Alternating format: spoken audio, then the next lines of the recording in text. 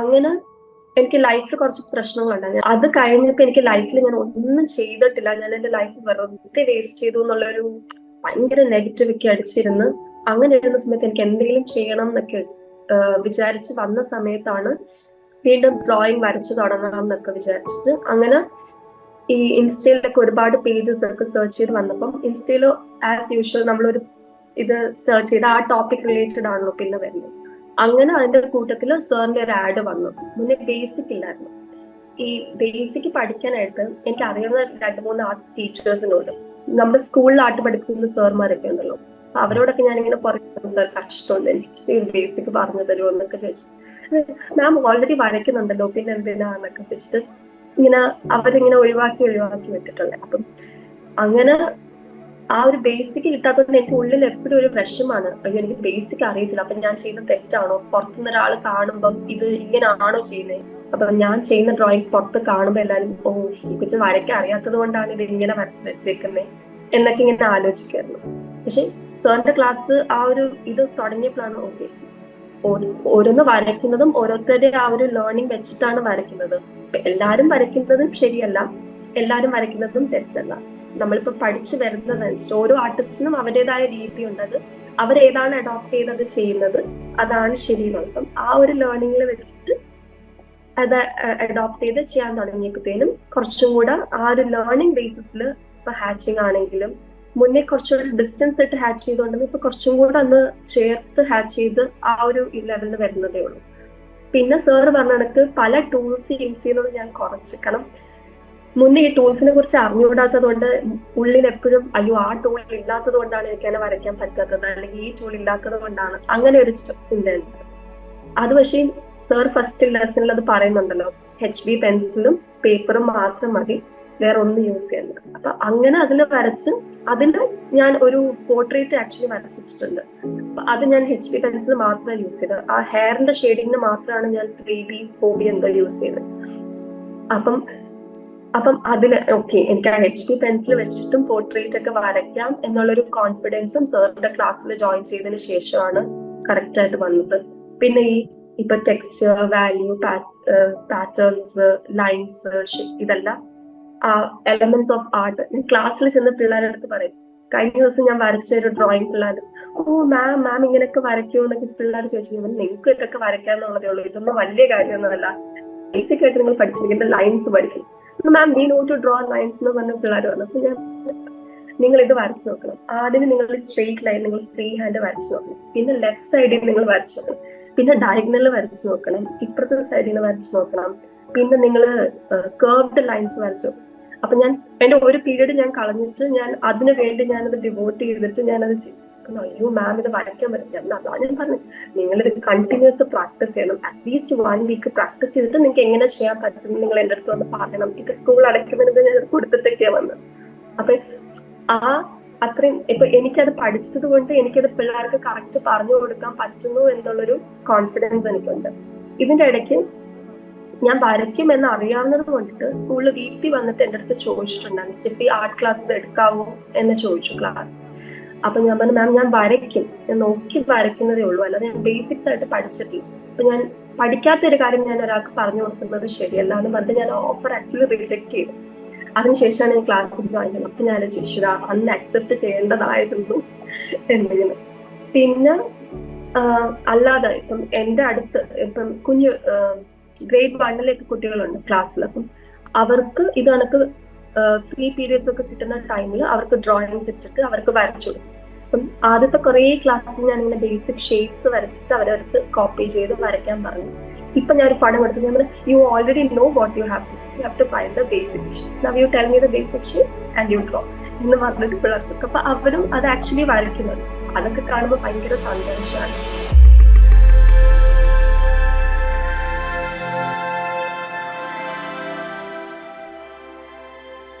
നമസ്കാരം. നമ്മുടെ online art ക്ലാസ്സിൽ ജോയിൻ ചെയ്തുകൊണ്ട് സക്സസ് ക്രിയേറ്റ് ചെയ്യുന്ന സ്റ്റുഡൻസിൻ്റെ ജേണി നേരിട്ട് കാണുന്ന പുതിയൊരു എപ്പിസോഡിലേക്ക് എല്ലാവർക്കും സ്വാഗതം. ഇന്ന് നമ്മുടെ ഒപ്പം സ്റ്റെഫി ഉണ്ട്. സ്റ്റെഫി എങ്ങനെയാണ് നമ്മുടെ ഓൺലൈൻ ആർട്ട് ക്ലാസ്സിൽ ജോയിൻ ചെയ്തുകൊണ്ട് ഓരോരോ കാര്യങ്ങൾ ഏതൊക്കെ സ്റ്റെപ്സിലൂടെയാണ് പഠിച്ചെടുത്ത് എങ്ങനെയാണ് ഡ്രോയിങ്ങും പെയിന്റിങ്ങും ഇമ്പ്രൂവ് ചെയ്തെന്നുള്ള കാര്യങ്ങളൊക്കെ നമുക്ക് ചോദിച്ച് മനസ്സിലാക്കാം. ഇത് സ്പെഷ്യലി നമ്മുടെ മറ്റുള്ള സ്റ്റുഡൻസിന് ഒരു മോട്ടിവേഷൻ കിട്ടാൻ വേണ്ടിയിട്ടാണ്. കാരണം ആക്ഷൻ എടുക്കുന്നവരാണെന്നും ലൈഫിൽ വിജയിക്കുകയുള്ളൂ. അപ്പോൾ ആക്ഷൻ എടുക്കുന്നവർ തന്നെ അവരെടുത്ത ആക്ഷൻസ് എന്താണെന്ന് കൃത്യമായിട്ട് പറയുകയാണെങ്കിൽ മറ്റുള്ളവർക്ക് ഭയങ്കര ഇൻസ്പിറേഷൻ ആയിരിക്കും. അപ്പോൾ ആദ്യം സ്റ്റെഫിയെ വെൽക്കം ചെയ്യുന്നു. സ്റ്റെഫി വന്നിരിക്കുന്നത് കോൺഫിഡൻസ് അച്ചീവർ എന്ന് പറയുന്ന ഹോൾ ഓഫ് ഫെയിമിലോട്ടാണ്. അപ്പം അതിൻ്റെ കൂടുതൽ വിശേഷങ്ങൾ ചോദിച്ചറിയാം. അതിന് മുമ്പായിട്ട് ജസ്റ്റ് ഒന്ന് ഇൻട്രൊഡ്യൂസ് ചെയ്യാമോ, എന്താ ചെയ്യുന്നത്, ബാക്കിയുള്ള ബാക്ക്ഗ്രൗണ്ട് ഇൻഫർമേഷൻ ഒന്ന് പറയാമോ? എന്റെ പേര് സ്റ്റെഫി. ഞാൻ UAE ടീച്ചറായിട്ട് വർക്ക് ചെയ്യാണ് സ്കൂളില്. നാട്ടില് കൊല്ലത്താണ്. വീട്ടില് മമ്മിയുണ്ട്, സിസ്റ്റർ ഉണ്ട്. പിന്നെ സിസ്റ്റർ മാരീഡ് ആണ്. അങ്ങനെ കുറച്ച് നാളായിട്ട് ഞാനിപ്പോ UAE സെറ്റിൽഡ് ആണ്. എന്താ പഠിപ്പിക്കുന്നത്? ഞാൻ ലാംഗ്വേജ് ഇംഗ്ലീഷ്. യെസ്. എൻ്റെ വീഡിയോ കണ്ടിട്ട് എങ്ങനെയുണ്ട്? ഞാൻ ഇംഗ്ലീഷ് വീഡിയോ കണ്ടിരുന്നോ?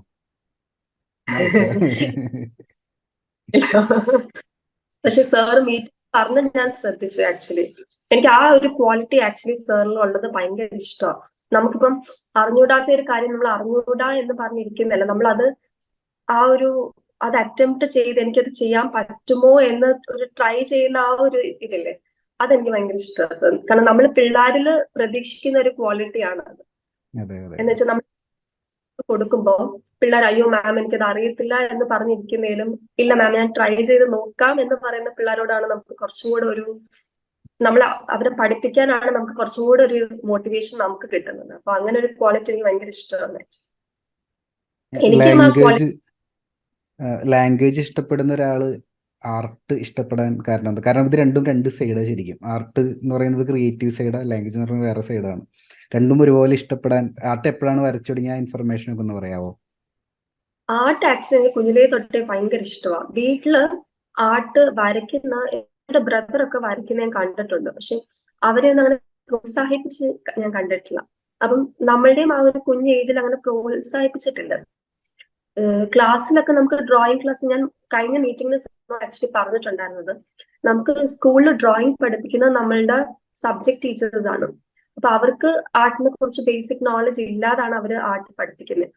അപ്പം നമുക്ക് ഈ മിക്കവാറും നമ്മുടെ ICC സ്കൂൾസിലൊക്കെ നമുക്കൊരു ഡ്രോയിങ് ബുക്ക് ഉണ്ട്. അതിൽ ഈ സ്റ്റാർട്ട് ചെയ്യുന്നത് സിമിട്രി ഡ്രോയിങ് ആണ്. ആക്ച്വലി സാറിന്റെ ക്ലാസ് വന്നപ്പോഴാണ് അതിന്റെ ഇമ്പോർട്ടൻസ് ഞാൻ മനസ്സിലാക്കുന്നത്. നമ്മൾ ആ ഡ്രോയിങ്ങിനെ എപ്പോഴും ആലോചിക്കും അവരെന്തിനാ പകുതി പിക്ചർ കൊടുത്തിട്ട് ബാക്കി നമ്മളോട് വരയ്ക്കാൻ പറയുന്നത്, എങ്കിൽ പിന്നെ ഫുൾ പിക്ചർ കൊടുത്തിട്ട് നമ്മൾ നോക്കി വരയ്ക്കുന്നതല്ലേ നല്ലത് ഞാൻ എപ്പോഴും ആലോചിച്ചു. പക്ഷെ സാറിന്റെ ക്ലാസ്സിൽ വന്നപ്പോഴാണ് ആ ഒരു പോയിന്റ് ഞാൻ നോട്ട് ചെയ്തത്. കാരണം മിക്കവാറും നമ്മുടെ drawing books, printed drawing books വരുന്നതിൽ എപ്പോഴും കുട്ടികൾക്കുള്ള ഫസ്റ്റ് ഫ്യൂ പേജസ് ഈ സിമിട്രി ആയിരിക്കും. ഹാഫ് ഡ്രോയിങ് അതിനകത്ത് കംപ്ലീറ്റഡ് ആയിരിക്കും, ഹാഫ് ഡ്രോയിങ് മറ്റ് ഡോട്ട് ലൈൻസ് ആയിരിക്കും, അത് ട്രേസ് ചെയ്ത് വരയ്ക്കും, പിന്നെ അവര് അല്ലാതെ അത് കംപ്ലീറ്റ് ചെയ്യുന്നതായിരിക്കും. അപ്പം അങ്ങനത്തെ ഡ്രോയിങ് ബുക്സിലാണ് വരച്ചിട്ടുള്ളത്. അത് കഴിഞ്ഞ് കുറച്ച് കഴിഞ്ഞപ്പോൾ ഞങ്ങളുടെ സ്കൂളിൽ ഒരു ആർട്ട് സാർ ജോയിൻ ചെയ്തു, ഒരു ബൈജു എന്ന് പറഞ്ഞിട്ടൊരു സാറ്.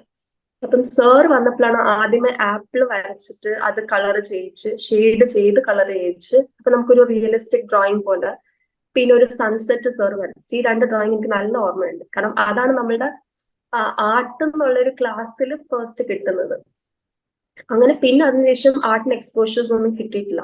പിന്നെ കിട്ടിയത് 12th പഠിക്കുമ്പോഴാണ്. 12th നമ്മുടെ റെക്കോർഡ് വരയ്ക്കുന്ന സമയത്ത്, അപ്പൊ ഞാൻ പഠിക്കുന്ന സമയത്ത് പിള്ളേരൊക്കെ പുറത്ത് കൊടുത്ത് ആൾക്കാരെ കൊണ്ട് വരപ്പിച്ചാണ് റെക്കോർഡ് സബ്മിറ്റ് ചെയ്യുന്നത്. ആ സമയത്ത് എനിക്ക് ഭയങ്കര ഒരു സാറ്റിസ്ഫാക്ഷൻ ആയിരുന്നു എന്റെ റെക്കോർഡ് എനിക്ക് വരച്ച് ചെയ്യാൻ പറ്റി എന്നുള്ളത്. പക്ഷെ എനിക്ക് അതിന്റെ ഒരു മെമ്മറി കീപ്പ് ചെയ്യാനായിട്ട് അത് പറ്റിയിട്ടില്ല. കാരണം ആരൊക്കെയോ റെക്കോർഡ് റെഫറൻസിന് മേടിച്ചിട്ട് പോയിട്ട് നമുക്കുള്ളൊരു ഇമ്പോർട്ടൻസ് അവർക്ക് കാണത്തില്ലല്ലോ. പിന്നെ അതെനിക്ക് തിരിച്ചു കിട്ടിയിട്ടില്ല. അപ്പൊ അത് പോയിന്റ് ഒരു വിഷമം എനിക്ക് ഇപ്പോഴും ഉണ്ട്. അങ്ങനെ അതാണ് ആ ആർട്ടിന്റെ ഒരു ഫീൽഡ്. പിന്നെ നോക്കി വരയ്ക്കാൻ എനിക്ക് ഇഷ്ടമായിരുന്നു. എനിക്ക് സ്വന്തമായിട്ട് വരയ്ക്കുന്നത് അത്രയും പെർഫെക്റ്റ് ആയിട്ട് പറ്റില്ല. നോക്കി വരയ്ക്കുമ്പം ആ പിക്ചർ പോലെ വരച്ചെടുക്കാനായിട്ട് പറ്റും. പക്ഷെ നോക്കി വരയ്ക്കുന്നതും ആ സമയത്ത് വരയ്ക്കുന്നതെന്ന് വെച്ചാൽ ഈ ലൈൻ ഡ്രോയിങ്സ് ആയിരുന്നു. കാർട്ടൂൺ പിക്ചേഴ്സ് ഒക്കെയാണ് കൂടുതലും വരയ്ക്കുന്നത്. അപ്പം അതൊക്കെ വരയ്ക്കുന്ന ആ ഒരു ഏജിൽ വരയ്ക്കുമ്പോൾ എല്ലാവരും പറയും ആ കൊള്ളാം എന്നൊക്കെ പറയുന്നു. പിന്നെ നമ്മുടെ ഈ ഒരു ഏജ് ആയപ്പോഴത്തേക്കും ഇപ്പൊ എനിക്ക് 33 ആയി.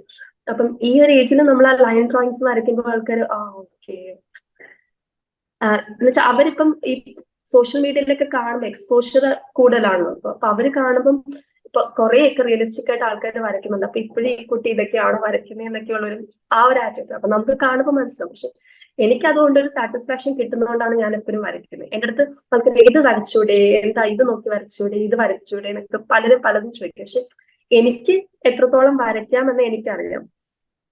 പിന്നെ എനിക്ക് കിട്ടുന്ന ഒരു സാറ്റിസ്ഫാക്ഷനിലാണ് ഞാൻ കാര്യങ്ങൾ ചെയ്യുന്നത്. അപ്പം അങ്ങനെ അവര് പറയുന്നുണ്ടെങ്കിലും എനിക്ക് തോന്നുമ്പോൾ ഞാൻ വരച്ച് ഞാൻ എന്റെ ഫേസ്ബുക്കിലൊക്കെ പോസ്റ്റ് ചെയ്യുന്നുണ്ടായിരുന്നു.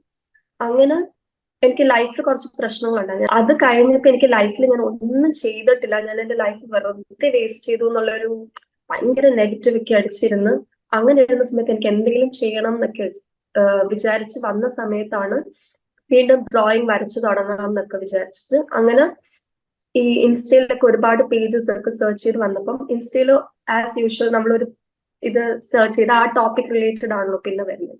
അങ്ങനെ അതിന്റെ കൂട്ടത്തിൽ സാറിന്റെ ഒരു ആഡ് വന്നു. അത് എനിക്ക് ആ സ്പോട്ടിൽ അത് കേട്ടപ്പോ എനിക്ക് ക്ലാസ് ജോയിൻ ചെയ്തേ പറ്റൂ, എങ്ങനെ ഒന്നും അറിയണ്ട. അങ്ങനെ ഞാൻ ആ ലിങ്കിൽ ക്ലിക്ക് ചെയ്ത് സാറിന് അപ്പൊ തന്നെ മെസ്സേജ് അയച്ച് ഡീറ്റെയിൽസ് അയച്ച് അപ്പം സാർ അയച്ച വീഡിയോസ് ഒക്കെ കണ്ട് അങ്ങനെയാണ് ഞാൻ അതിന് ജോയിൻ ചെയ്യുന്നത്. അപ്പം ജോയിൻ ചെയ്ത് കഴിഞ്ഞ് എനിക്ക് തോന്നുന്നു വീണ്ടും ഒരു മെയിൽ വന്നു പെയിന്റിങ്ങിന്റെ. സാർ ഒരു ഓഫർ ഇട്ടിട്ട് പെയിന്റിങ്ങിന്റെ ക്ലാസ്സും ഇട്ടിട്ടുണ്ടായിരുന്നു. അപ്പൊ എനിക്ക് അത് കണ്ടപ്പോൾ എനിക്ക് അതിനും ജോയിൻ ചെയ്യണമെന്നുണ്ട്. കാരണം പെയിന്റിങ് എനിക്ക് ഭയങ്കര ഇഷ്ടം. അപ്പം സാർ ഓൾറെഡി സാറിന്റെ വീഡിയോസിൽ പറഞ്ഞു നമ്മൾ ഒരു കാര്യം ചെയ്യുന്നത് ഫോക്കസ് ചെയ്ത് അതൊന്ന് കംപ്ലീറ്റ് ആയിട്ട് അടുത്ത ചെയ്യുന്നത്. അപ്പൊ എനിക്കങ്ങ് ഡൗട്ടായി. അപ്പം ആ ഓഫർ കിട്ടത്തതും ഇല്ല, അത് ജോയിൻ ചെയ്യണോ. അപ്പൊ ഞാൻ സാറിന് മെസ്സേജ് അയച്ചു. അപ്പൊ സാറിന്റെ റിപ്ലൈ എനിക്ക് ആ സമയത്ത് കിട്ടിയില്ല. അപ്പൊ ഞാൻ ഇങ്ങനെ ഡെസിഷൻ എന്തെടുക്കണം ഓക്കെ അത് എടുത്തില്ല, എന്തായാലും ലൈഫ് ടൈം ആക്സസ് ആണ്, വൺസ് ഇത് കംപ്ലീറ്റ് ചെയ്ത് ഇത് യൂസ്ഡ് ആയി കഴിയുമ്പോൾ അത് സ്റ്റാർട്ട് ചെയ്യാൻ ഉള്ള ഡെസിഷൻ എടുത്തിട്ട് ഞാൻ അതിന് ജോയിൻ ചെയ്തു. അത് കഴിഞ്ഞപ്പോഴാണ് എനിക്ക് സാറിന്റെ മെസ്സേജ് വന്നത്, ഇത് കഴിഞ്ഞിട്ട് അത് ചെയ്യുന്നതായിരിക്കും നല്ലതെന്നും പറഞ്ഞിട്ട്. ഞാൻ പറഞ്ഞു സാർ ഞാൻ ഓൾറെഡി ഞാൻ ജോയിൻ ചെയ്തു, ബട്ട് ഇത് കഴിഞ്ഞിട്ട് ചെയ്യാമെന്നുള്ള ഇതില്. അങ്ങനെയാണ് അതിന് ക്ലാസ്സിന് ആക്ച്വലി ജോയിൻ ചെയ്യുന്നത്. പിന്നെ ക്ലാസ്സിന് ജോയിൻ ചെയ്യുന്നവരെ ഞാൻ പറഞ്ഞില്ല, ഞാൻ ലൈൻ ഡ്രോയിങ്സ് ആണ് കൂടുതലും വരച്ചുകൊണ്ടിരുന്നത്. അതെനിക്ക് ഭയങ്കര ഹാപ്പിനെസ് തരുന്നുണ്ടായിരുന്നു. ഇടയ്ക്ക് പണ്ട് ഈ നോട്ട്ബുക്കിന്റെ പാക്കിലൊക്കെ ഈ ഫിലിം സ്റ്റാർ വരത്തില്ലേ, അപ്പൊ അതൊക്കെ വരച്ചു നോക്കണമെന്ന് എനിക്കൊരു ആഗ്രഹം തോന്നിയിട്ടുണ്ട്. കാരണം ഞാൻ 10th പഠിക്കുന്ന ടൈമില് എന്റെ ഒരു ഫ്രണ്ട് അതിന്റെ ഒരു ബ്രദർ വരച്ചതാന്ന് പറഞ്ഞിട്ട് ഒരു പിക്ചർ കൊണ്ടുവന്നു. അത് പക്ഷെ ഗ്രിഡ് ഡ്രോയിങ് വരച്ചതാന്ന് തോന്നി, എനിക്ക് ഓർമ്മയില്ല ക്ലിയർ ആയിട്ട്. ബട്ട് നല്ല ഒരു നമ്മൾ ആ ബുക്കിൽ കാണുന്ന പോലെ പിക്ചർ വരച്ചിട്ട് കൊണ്ടുവന്നു. അപ്പൊ അന്ന് അത് ട്രൈ ചെയ്യാനുള്ള ഒരു ഇൻട്രസ്റ്റിൽ ഞാൻ ചെന്ന് എനിക്ക് ഒന്ന് ദിലീപിന്റെ പിക്ചർ ഉള്ള ഒരു ബുക്കായിരുന്നു എന്റെ കയ്യിലുണ്ടായിരുന്നു. അപ്പൊ അത് ട്രൈ ചെയ്തു. അത്രയും പെർഫെക്റ്റ് ഒന്നും അല്ല അന്ന് 10th പഠിക്കുമ്പോഴാണ്, ബട്ട് അത് വരച്ചു. അപ്പം ആ ഒരു വരച്ചതിന്റെ ഒരു സാറ്റിസ്ഫാക്ഷൻ ഒന്നും ഉണ്ടായിരുന്നു. അപ്പൊ അന്ന് തൊട്ടേ ഇങ്ങനെ വരയ്ക്കണം, പക്ഷെ എനിക്ക് അത്രയും വരയ്ക്കാൻ പറ്റും എന്ന് എനിക്കൊരു കോൺഫിഡൻസ് ഇല്ലായിരുന്നു. ആ കോൺഫിഡൻസ് എനിക്ക് വന്നത് ഞാൻ ക്ലാസ്സിൽ ജോയിൻ ചെയ്ത് കഴിഞ്ഞാൽ. ജോയിൻ ചെയ്ത് സാറിന്റെ ഫസ്റ്റ് അസൈൻമെന്റ് തന്നിരിക്കുന്ന കുറച്ച് പിക്ചേഴ്സ്, ഒരു ബ്രിഡ്ജിന്റെ പിക്ചർ, പിന്നെ ഒരു ഡോഗിന്റെ പിക്ചർ, പിന്നെ ഒരു ലേഡിയുടെ പിക്ചർ, ക്യാറ്റ് പിക്ചർ. അത് കുറച്ചുകൂടി ഈസി ആയിട്ട് എനിക്ക് തോന്നി. പക്ഷെ എനിക്ക് ആ പടം വരയ്ക്കാൻ എന്റെ ഒരു മനസ്സ് സമ്മതിച്ചില്ല. അപ്പൊ ഞാൻ പുറത്ത് സാർ അതിനകത്ത് പ്രത്യേകം പറയുന്നുണ്ട്, ഇത് ഞാൻ ജസ്റ്റ് റെഫറൻസിന് വെച്ചിട്ടാണ്, ഇത് വേണമെങ്കിൽ വരയ്ക്കാം, അല്ലെങ്കിൽ പുറത്തുനിന്ന് പിക്ചേഴ്സ് സെർച്ച് ചെയ്തിട്ട് വരയ്ക്കാം. അങ്ങനെ ഞാൻ പുറത്തുനിന്ന് പിക്ചേഴ്സ് സെർച്ച് ചെയ്ത് ലാൻഡ്സ്കേപ്പും ഒബ്ജക്റ്റും അങ്ങനെയാണ് വരച്ചത്. അത് കഴിഞ്ഞ് ആ ഡോഗിന്റെ പിക്ചർ വന്നപ്പം എന്റെ സിസ്റ്റർ ഭയങ്കരമായിട്ട് മോട്ടിവേറ്റ് ചെയ്തു. എനിക്കാണെങ്കിൽ അത് വരയ്ക്കാൻ പറ്റുമെന്ന് എനിക്ക് അറിയത്തില്ലായിരുന്നു. ഞാൻ പറഞ്ഞു ലൈൻ ഡ്രോയിങ്സ് വരയ്ക്കുന്നതുകൊണ്ട് എനിക്ക് എത്രത്തോളം അത് വരയ്ക്കാൻ പറ്റുമെന്ന് അറിയില്ല. അപ്പം അവള് ഭയങ്കരമായിട്ട് മോട്ടിവേറ്റ് ചെയ്തു, ഇല്ല ചിത്ര ട്രൈ ചെയ്യുന്നോണ്ട് എന്താന്നൊക്കെ പറഞ്ഞു. അങ്ങനെയാണ് ഞാൻ ഫസ്റ്റ് ആ പടം വരയ്ക്കുന്നത്. പക്ഷെ ആ പടം വരച്ചിട്ട് എനിക്ക് ഭയങ്കര കോൺഫിഡൻസ് ആയി, എനിക്ക് അത്രയും ചെയ്യാൻ പറ്റും, എന്റെ ലെവൽ അത്രയും ഉണ്ടെന്ന് ആ ഒരു പടം വരച്ചപ്പോഴാണ് ഞാൻ മനസ്സിലാക്കുന്നത്. അതുവരെ ഞാൻ ഈ ബാക്കിയുള്ളവർ പറയുന്നെങ്കിലും എന്റെ ലെവൽ ഇത്രയും ആണ് എന്ന് വിചാരിച്ചിരുന്നത്. ബട്ട് ആ ക്ലാസ്സിന് ജോയിൻ ചെയ്ത് ആ ഒരു അസൈൻമെന്റ് കിട്ടിയപ്പോഴാണ് എനിക്ക് ഓക്കെ ഷെയ്ഡ് ചെയ്ത് ഇങ്ങനെ ഒരു ലെവലിൽ എനിക്ക് എത്തിക്കാൻ പറ്റും എന്നൊരു കോൺഫിഡൻസ് വന്നത്. അതൊന്ന്. രണ്ടാമത് പിന്നെ ക്ലാസ്സസ് അറ്റൻഡ് ചെയ്ത് തുടങ്ങിയപ്പം കുറച്ചുകൂടെ കാര്യങ്ങൾ മനസ്സിലായി. മുന്നേ ബേസിക് ഇല്ലായിരുന്നു. ഈ ബേസിക് പഠിക്കാനായിട്ട് എനിക്ക് അറിയാവുന്ന 2-3 ആർട്ട് ടീച്ചേഴ്സിനോട്, നമ്മുടെ സ്കൂളിൽ ആർട്ട് പഠിപ്പിക്കുന്ന സാർമാരൊക്കെ ഉണ്ടല്ലോ, അപ്പൊ അവരോടൊക്കെ ഞാനിങ്ങനെ പറയും സാർ കഷ്ടമുണ്ട്, എനിക്ക് ബേസിക് പറഞ്ഞു തരുമോ എന്നൊക്കെ ചോദിച്ചു. മാം ഓൾറെഡി വരയ്ക്കുന്നുണ്ടല്ലോ പിന്നെ എന്തിനാന്നൊക്കെ ചോദിച്ചിട്ട് ഇങ്ങനെ അവരിങ്ങനെ ഒഴിവാക്കി വിട്ടിട്ടുണ്ട്. അപ്പം അങ്ങനെ ആ ഒരു ബേസിക് കിട്ടാത്തതുകൊണ്ട് എനിക്ക് ഉള്ളിൽ എപ്പോഴും ഒരു വിഷമാണ്, അയ്യോ എനിക്ക് ബേസിക് അറിയത്തില്ല, അപ്പൊ ഞാൻ ചെയ്യുന്ന തെറ്റാണോ, പുറത്തുനിന്ന് ഒരാൾ കാണുമ്പം ഇത് ഇങ്ങനെയാണോ ചെയ്യുന്നത്, എനിക്ക് തോന്നി ഞാൻ ഇങ്ങനെ ഷെയ്ഡ് ചെയ്യും അല്ലെങ്കിൽ ഇങ്ങനെ ഹാക്ക് ചെയ്യും, പുറത്തുനിന്ന് അയ്യോ ഇത് ഇങ്ങനെ അല്ല ചെയ്യേണ്ടത്, ഇത് ഇങ്ങനെ ചെയ്യണം എന്നൊക്കെയുള്ളൊരു മൈൻഡ് സെറ്റ് എനിക്ക് ഉണ്ടായിരുന്നു. അത് തെറ്റാണ്, അപ്പൊ ഞാൻ ചെയ്യുന്ന ഡ്രോയിങ് പുറത്ത് കാണുമ്പോൾ എല്ലാവരും ഓ ഈ കൊച്ചു വരയ്ക്കാൻ അറിയാത്തത് കൊണ്ടാണ് ഇത് ഇങ്ങനെ വരച്ച് വെച്ചേക്കുന്നത് എന്നൊക്കെ ഇങ്ങനെ ആലോചിക്കായിരുന്നു. പക്ഷെ സാറിന്റെ ക്ലാസ് ആ ഒരു ഇത് തുടങ്ങിയപ്പോഴാണ് ഓക്കെ ഓരോന്ന് വരയ്ക്കുന്നതും ഓരോരുത്തരുടെ ആ ഒരു ലേണിംഗ് വെച്ചിട്ടാണ് വരയ്ക്കുന്നത്. എല്ലാരും വരയ്ക്കുന്നതും ശരിയല്ല, എല്ലാരും വരയ്ക്കുന്നതും തെറ്റല്ല.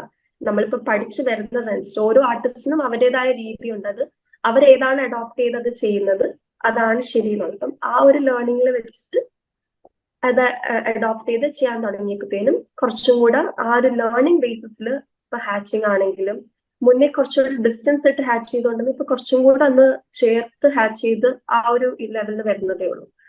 പിന്നെ സാറ് പറഞ്ഞ കണക്ക് പല ടൂൾസ് യൂസ് ചെയ്യുന്നത് ഞാൻ കുറച്ച്, കാരണം മുന്നേ ഈ ടൂൾസിനെ കുറിച്ച് അറിഞ്ഞുകൂടാത്തത് കൊണ്ട് ഉള്ളിൽ എപ്പോഴും അയ്യോ ആ ടൂൾ ഇല്ലാത്തത് കൊണ്ടാണ് എനിക്ക് തന്നെ വരയ്ക്കാൻ പറ്റാത്തത്, അല്ലെങ്കിൽ ഈ ടൂൾ ഇല്ലാത്തത് കൊണ്ടാണ്, അങ്ങനെ ഒരു ചിന്ത ഉണ്ടായിരുന്നു. അത് പക്ഷേ സാർ ഫസ്റ്റ് ലെസണിൽ അത് പറയുന്നുണ്ടല്ലോ, HB പെൻസിലും പേപ്പറും മാത്രം മതി, വേറെ ഒന്നും യൂസ് ചെയ്യുന്നത്. അപ്പൊ അങ്ങനെ അതിൽ വരച്ച് അതിന് ഞാൻ ഒരു പോർട്രേറ്റ് ആക്ച്വലി വരച്ചിട്ടുണ്ട്. അപ്പൊ അത് ഞാൻ HB പെൻസിൽ മാത്രമേ യൂസ് ചെയ്തത്. ആ ഹെയറിന്റെ ഷെയ്ഡിങ്ങിന് മാത്രമാണ് ഞാൻ 3B 4B എന്തോ യൂസ് ചെയ്യുന്നത്. അപ്പം അതിന് ഓക്കെ എനിക്ക് ആ HB പെൻസിൽ വെച്ചിട്ടും പോർട്രേറ്റ് ഒക്കെ വരയ്ക്കാം എന്നുള്ളൊരു കോൺഫിഡൻസും സാറിന്റെ ക്ലാസ്സിൽ ജോയിൻ ചെയ്തതിന് ശേഷമാണ് കറക്റ്റ് ആയിട്ട് വന്നത്. പിന്നെ ഇപ്പൊ ടെക്സ്ചർ, വാല്യൂ, പാറ്റേൺസ്, ലൈൻസ്, ഇതെല്ലാം ആ എലമെന്റ്സ് ഓഫ് ആർട്ട് ഞാൻ ക്ലാസ്സിൽ ചെന്ന് പിള്ളേരുടെ അടുത്ത് പറയും. കഴിഞ്ഞ ദിവസം ഞാൻ വരച്ച ഒരു ഡ്രോയിങ് പിള്ളേർ ഓ മാം ഇങ്ങനെയൊക്കെ വരയ്ക്കുമോ എന്നൊക്കെ പിള്ളേർ ചോദിച്ചു. നിങ്ങൾക്ക് ഇതൊക്കെ വരയ്ക്കാന്നുള്ളതേ ഉള്ളൂ, ഇതൊന്നും വലിയ കാര്യമൊന്നുമല്ല, ബേസിക് ആയിട്ട് നിങ്ങൾ പഠിച്ചിരിക്കേണ്ട ലൈൻസ് പഠിക്കും. Ma'am we know to draw lines എന്ന് പറഞ്ഞ പിള്ളേർ വന്നു. അപ്പൊ ഞാൻ നിങ്ങൾ ഇത് വരച്ചു നോക്കണം. ആദ്യം നിങ്ങൾ സ്ട്രെയിറ്റ് ലൈൻ നിങ്ങൾ ഫ്രീ ഹാൻഡ് വരച്ചു നോക്കണം, പിന്നെ ലെഫ്റ്റ് സൈഡിൽ നിങ്ങൾ വരച്ചു നോക്കണം, പിന്നെ ഡയഗണലിൽ വരച്ചു നോക്കണം, ഇപ്പുറത്തെ സൈഡിൽ നിന്ന് വരച്ചു നോക്കണം, പിന്നെ നിങ്ങൾ കർവ്ഡ് ലൈൻസ് വരച്ചു. അപ്പൊ ഞാൻ എന്റെ ഒരു പീരീഡ് ഞാൻ കളഞ്ഞിട്ട് ഞാൻ അതിനു വേണ്ടി ഞാനത് ഡിവോട്ട് ചെയ്തിട്ട് ഞാനത് ചെയ്തു. അയ്യോ മാം ഇത് വരയ്ക്കാൻ പറ്റില്ല. അതാണ് ഞാൻ പറഞ്ഞു, നിങ്ങളിത് കണ്ടിന്യൂസ് പ്രാക്ടീസ് ചെയ്യണം. അറ്റ്ലീസ്റ്റ് 1 വീക്ക് പ്രാക്ടീസ് ചെയ്തിട്ട് നിങ്ങൾക്ക് എങ്ങനെ ചെയ്യാൻ പറ്റും നിങ്ങൾ എന്റെ അടുത്ത് വന്ന് പറയണം. ഇപ്പൊ സ്കൂൾ അടയ്ക്കുന്നതിന് ഞാൻ കൊടുത്തിട്ടൊക്കെയാണ് വന്നത്. അപ്പൊ അത്രയും ഇപ്പൊ എനിക്കത് പഠിച്ചത് കൊണ്ട് എനിക്കത് പിള്ളേർക്ക് കറക്റ്റ് പറഞ്ഞു കൊടുക്കാൻ പറ്റുന്നു എന്നുള്ളൊരു കോൺഫിഡൻസ് എനിക്കുണ്ട്. ഇതിന്റെ ഇടയ്ക്ക് ഞാൻ വരയ്ക്കും എന്ന് അറിയാവുന്നത് കൊണ്ടിട്ട് സ്കൂളിൽ VP വന്നിട്ട് എന്റെ അടുത്ത് ചോദിച്ചിട്ടുണ്ടായിരുന്നു, സ്റ്റെഫി ആർട്ട് ക്ലാസ്സസ് എടുക്കാവോ എന്ന് ചോദിച്ചു ക്ലാസ്. അപ്പൊ ഞാൻ പറഞ്ഞു മാം ഞാൻ വരയ്ക്കും, ഞാൻ നോക്കി വരയ്ക്കുന്നതേ ഉള്ളൂ, അല്ലാതെ ഞാൻ ബേസിക്സ് ആയിട്ട് പഠിച്ചിട്ടില്ല. അപ്പൊ ഞാൻ പഠിക്കാത്ത ഒരു കാര്യം ഞാൻ ഒരാൾക്ക് പറഞ്ഞു കൊടുക്കുന്നത് ശരിയല്ല എന്ന് പറഞ്ഞിട്ട് ഞാൻ ഓഫർ ആക്ച്വലി റിജക്ട് ചെയ്തു. അതിനുശേഷമാണ് ഞാൻ ക്ലാസ്സിൽ ജോയിൻ ചെയ്യുന്നത്. അപ്പൊ ഞാൻ ചോദിച്ചു അന്ന് അക്സെപ്റ്റ് ചെയ്യേണ്ടതായിരുന്നു എന്തെങ്കിലും. പിന്നെ അല്ലാതെ ഇപ്പം എന്റെ അടുത്ത് ഇപ്പം കുഞ്ഞു grade 1 കുട്ടികളുണ്ട് ക്ലാസ്സിൽ. അപ്പം അവർക്ക് ഇത് കണക്ക് ഫ്രീ പീരിയഡ്സ് ഒക്കെ കിട്ടുന്ന ടൈമിൽ അവർക്ക് ഡ്രോയിങ്സ് ഇട്ടിട്ട് അവർക്ക് വരച്ചു കൊടുക്കും. അപ്പം ആദ്യത്തെ കുറെ ക്ലാസ്സിൽ ഞാൻ ഇങ്ങനെ ബേസിക് ഷേപ്സ് വരച്ചിട്ട് അവരടുത്ത് കോപ്പി ചെയ്ത് വരയ്ക്കാൻ പറഞ്ഞു. ഇപ്പൊ ഞാൻ ഒരു പടം എടുത്തു, ഞാൻ you already know what you have to do, you have to find the basic shapes, now you tell me the basic shapes and you draw എന്ന് പറഞ്ഞിട്ട് പിള്ളേർക്ക്. അപ്പൊ അവരും അത് ആക്ച്വലി വരയ്ക്കുന്നുണ്ട്. അതൊക്കെ കാണുമ്പോൾ ഭയങ്കര സന്തോഷമാണ്. അതാണ് എന്റെ ഒരു ആർട്ട് ഗ്രോത്ത്. ഇപ്പം ഏകദേശം ഒരു പോർട്രേറ്റ് ആക്ച്വലി എനിക്കിപ്പോ കോൺഫിഡൻസോടെ വരയ്ക്കാൻ പറ്റുന്നുണ്ട്. പിന്നെ ചില പിക്ചേഴ്സ് കാണുമ്പോൾ ഇത് കുറച്ച് കോംപ്ലക്സ് ആണ്, വരയ്ക്കാൻ പറ്റുമോ എന്നുള്ളൊരു ആ ഒരു തോട്ട് ഇപ്പോഴും ഉണ്ട്. അത് ഇംപ്രൂവ് ചെയ്യാനുള്ള സ്റ്റെപ്സ് ഞാനിങ്ങനെ എടുത്തുകൊണ്ടിരിക്കുന്നു. കാരണം കുറെ പേര് എൻ്റെ അടുത്ത് സ്റ്റെഫി പിക്ചർ ഒന്ന് വരച്ചു തരുമോ പ്ലീസ് പ്ലീസ് എന്ന് കുറച്ച് നാളായിട്ട് എന്നോട് ചോദിക്കുന്നുണ്ട്. പക്ഷെ എനിക്കൊരു കോൺഫിഡൻസ് കുറവുണ്ടായിരുന്നത് കൊണ്ടിട്ടാണ് ഞാനത് വരയ്ക്കാത്തത്. പക്ഷെ ഇപ്പൊ ഞാൻ എന്നെ തെറ്റിയാലും ചീത്ത പറയാത്ത 2-3 പേരുടെ പടങ്ങൾ ഞാനിങ്ങനെ വരച്ച് അതിൽ എനിക്കൊരു കോൺഫിഡൻസ് ആയിട്ട് ഞാൻ ഇനിയിപ്പോ ആരെങ്കിലും ഒക്കെ ചോദിച്ചാൽ പയ്യെ വരച്ചു കൊടുക്കാം എന്നുള്ളൊരു കോൺഫിഡൻസിൽ ഞാൻ എത്തിയിട്ടുണ്ട്. അതാണ്. നമുക്ക് എന്തായാലും വരച്ച ചിത്രങ്ങളൊന്ന് റിവ്യൂ ചെയ്യാം. പിന്നെ ഇതിൽ പറഞ്ഞ ഇൻപുട്സ് എനിക്ക് കൂടുതൽ തരാൻ പറ്റും, അത് ഞാൻ തരാം കേട്ടോ. ടൂൾസിന്റെ കാര്യത്തിലാണെങ്കിലും. ഇതല്ലേ പ്രൊഫൈല്? ഇതിപ്പോ ജൂലൈ മാസം ചെയ്തു അല്ലേ? ഞാൻ ജോയിൻ ചെയ്തപ്പോ ഫസ്റ്റ് പിക്ചർ. അതും ഇതുപോലൊരു വെക്കേഷനാണ് ജോയിൻ ചെയ്യുന്നത്. ഹാച്ചിങ് മെത്തേഡ് അറിയുന്നുണ്ടായിരുന്നില്ല അല്ലെ ജോയിൻ ചെയ്യുന്ന സമയത്ത്? ഞാൻ വീഡിയോസിലൊക്കെ കണ്ടിട്ടുണ്ട് സർ, പക്ഷെ നമ്മളത് പ്രാക്ടീസ് ആയിട്ട് ചെയ്തിട്ടില്ല.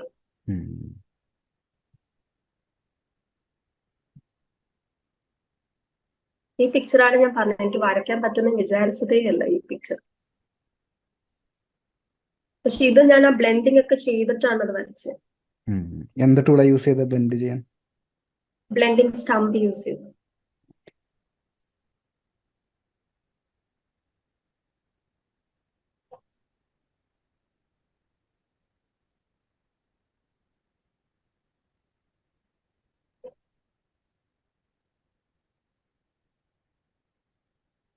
ഇത് പെയിന്റിങ്ങിന്റെ പേപ്പറാണ് കേട്ടോ.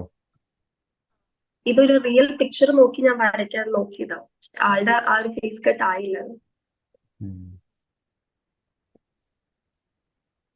ഇത് ആ ടൈമിൽ ഏത് ബുക്ക് യൂസ് ചെയ്യണമെന്ന് അറിയില്ല. അപ്പം നമുക്ക് സ്കെച്ച് ബുക്ക് കാണുമ്പോൾ ഒരു അട്രാക്ഷൻ ആവാം, സ്കെച്ച് ബുക്ക് മേടിക്കണം. അപ്പൊ അങ്ങനെ മേടിച്ച് പെയിന്റിങ് കോഴ്സ് സ്റ്റാർട്ട് ചെയ്തിരുന്നോ? പെയിന്റിങ് ഞാൻ ജസ്റ്റ് ആ ഇൻട്രൊഡക്ഷൻ ക്ലാസ് മാത്രം കണ്ടു സർ. ഞാൻ ഓർത്തു ഇത് കംപ്ലീറ്റ് ആക്കിയിട്ട് അടുത്ത് തുടങ്ങാം. ജസ്റ്റ് ആ ഫ്ലവർ പാറ്റേൺസ് വരയ്ക്കുന്നത് അത് മാത്രം, ബ്രഷിന്റെ സ്ട്രോക്സ്.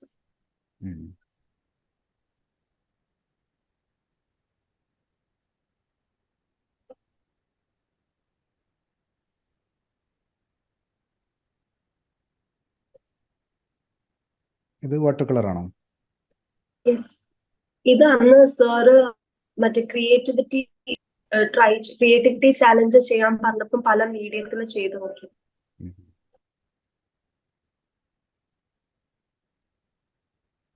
ഇത് ആക്ച്വലി വാട്ടർ കളർ ആണ്. ഇത് വാട്ടർ കളർ ആണോ?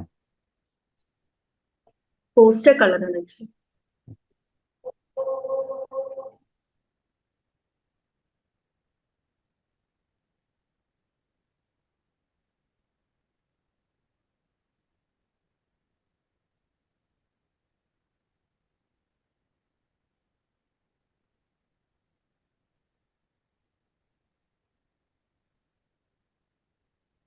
കളർ പെൻസിൽ ഏത് ബ്രാൻഡാണ് യൂസ് ചെയ്യുന്നത്? കളർ പെൻസിൽ ആക്ച്വലി എനിക്ക് ബ്രാൻഡ് അറിയില്ല സർ. ഞാൻ ഈ കുഞ്ഞിലേ തൊട്ടേ കളക്ട് ചെയ്യുന്ന കുറച്ച് സെറ്റ് ഓഫ് കളർ പെൻസിൽസ് എനിക്കുണ്ട്. അപ്പൊ അതിനകത്ത് എല്ലാം കൂടെ മിക്സ്ഡ് ആയിട്ട് കുറെ പെൻസിൽസ് ഉണ്ട്. എല്ലാ ബ്രാൻഡിലും രണ്ടോ ഒക്കെ കുറെ ഉണ്ട്. നല്ല പെൻസിലാണ്, അതുകൊണ്ട് ചോദിച്ചു. ക്വാളിറ്റി ഉള്ള പെൻസിലാണ്, നല്ല കളേഴ്സ് ഒക്കെയാണ്. എന്നുവെച്ചാൽ എല്ലാ ബ്രാൻഡിലും കുറെ എന്റെ കയ്യിലുണ്ട്. ബോക്സ് ഇത് കുറെ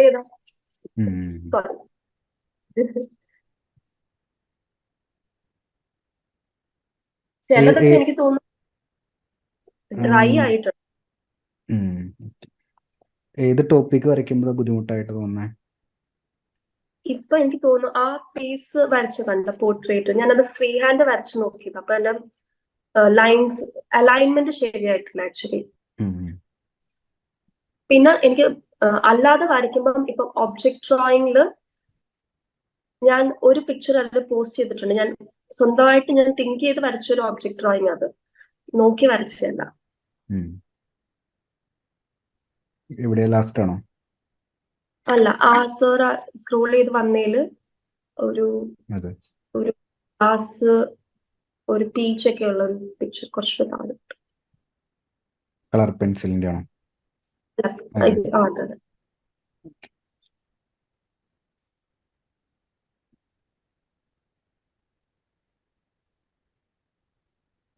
ക്ലാസ്സിന്റെ ഇടയ്ക്ക് ഇരുന്ന് ഫ്രീ ടൈം കിട്ടിയപ്പോൾ അങ്ങനെ കുറച്ച് പാച്ച് ആയിട്ട് 5 minutes, പിന്നെ അടുത്ത ദിവസം അങ്ങനെ ചെയ്തതാണ്. ഇപ്പം വന്ന ഇംപ്രൂവ്മെന്റ് എന്ന് പറഞ്ഞാല്, ഒന്ന് മുന്നേ വെച്ചാൽ ഒരു പിക്ചർ വരച്ചു തുടങ്ങി അത് കംപ്ലീറ്റ് ആക്കിയാലേ എനിക്കതൊരു സാറ്റിസ്ഫാക്ഷൻ ഉള്ളൂ. ഇപ്പം പക്ഷേ ആ പിക്ചർ വരച്ചു തുടങ്ങി കഴിഞ്ഞ് കുറച്ചുകൂടി ഡിലേ ആയാലും കുഴപ്പമില്ല, അടുത്ത ദിവസവും എനിക്ക് ആ പിക്ചർ കണ്ടിന്യൂ ചെയ്യാം എന്നുള്ളൊരു കോൺഫിഡൻസ് ഇപ്പൊ വന്നിട്ടുണ്ട്. മുന്നേ എനിക്ക് അങ്ങനെ സ്റ്റോപ്പ് ആയാലും പിന്നെ ആ പിക്ചർ എനിക്ക് കണ്ടിന്യൂ ചെയ്യാൻ പറ്റത്തില്ല. ഈ പേപ്പർ എനിക്ക് ആക്ച്വലി സാറിനോട് ചോദിക്കണമെന്നുണ്ട്, ഇത് പെൻസിൽ ഡ്രോയിങ് ഓക്കെയാണോ? കാരണം ആ ബുക്കിന്റെ ഫ്രണ്ടിൽ അങ്ങനെയാണ് എഴുതി, കുറച്ച് റഫായിട്ട് എനിക്ക് ഫീൽ ചെയ്യും. പെൻസിൽ ഏതാ യൂസ് ചെയ്യുന്നത്? Graphite pencil? ഗ്രാഫൈറ്റ് അതിന്റെ ബ്രാൻഡാണ് എനിക്ക് ഓർമ്മയില്ല. നാട്ടില് പണ്ട് വന്നപ്പോ ഇങ്ങനെ അതൊക്കെ അറിയുന്നതിന് മുന്നേ മേടിച്ച ബ്രാൻഡ് ഇതാണ്. അറിയില്ല സർ. SBC ഗ്രാഫൈറ്റ് പെൻസിൽ ഒന്ന് ബ്രാൻഡ് ഒന്ന് അപ്ഗ്രേഡ് ചെയ്തോളൂ.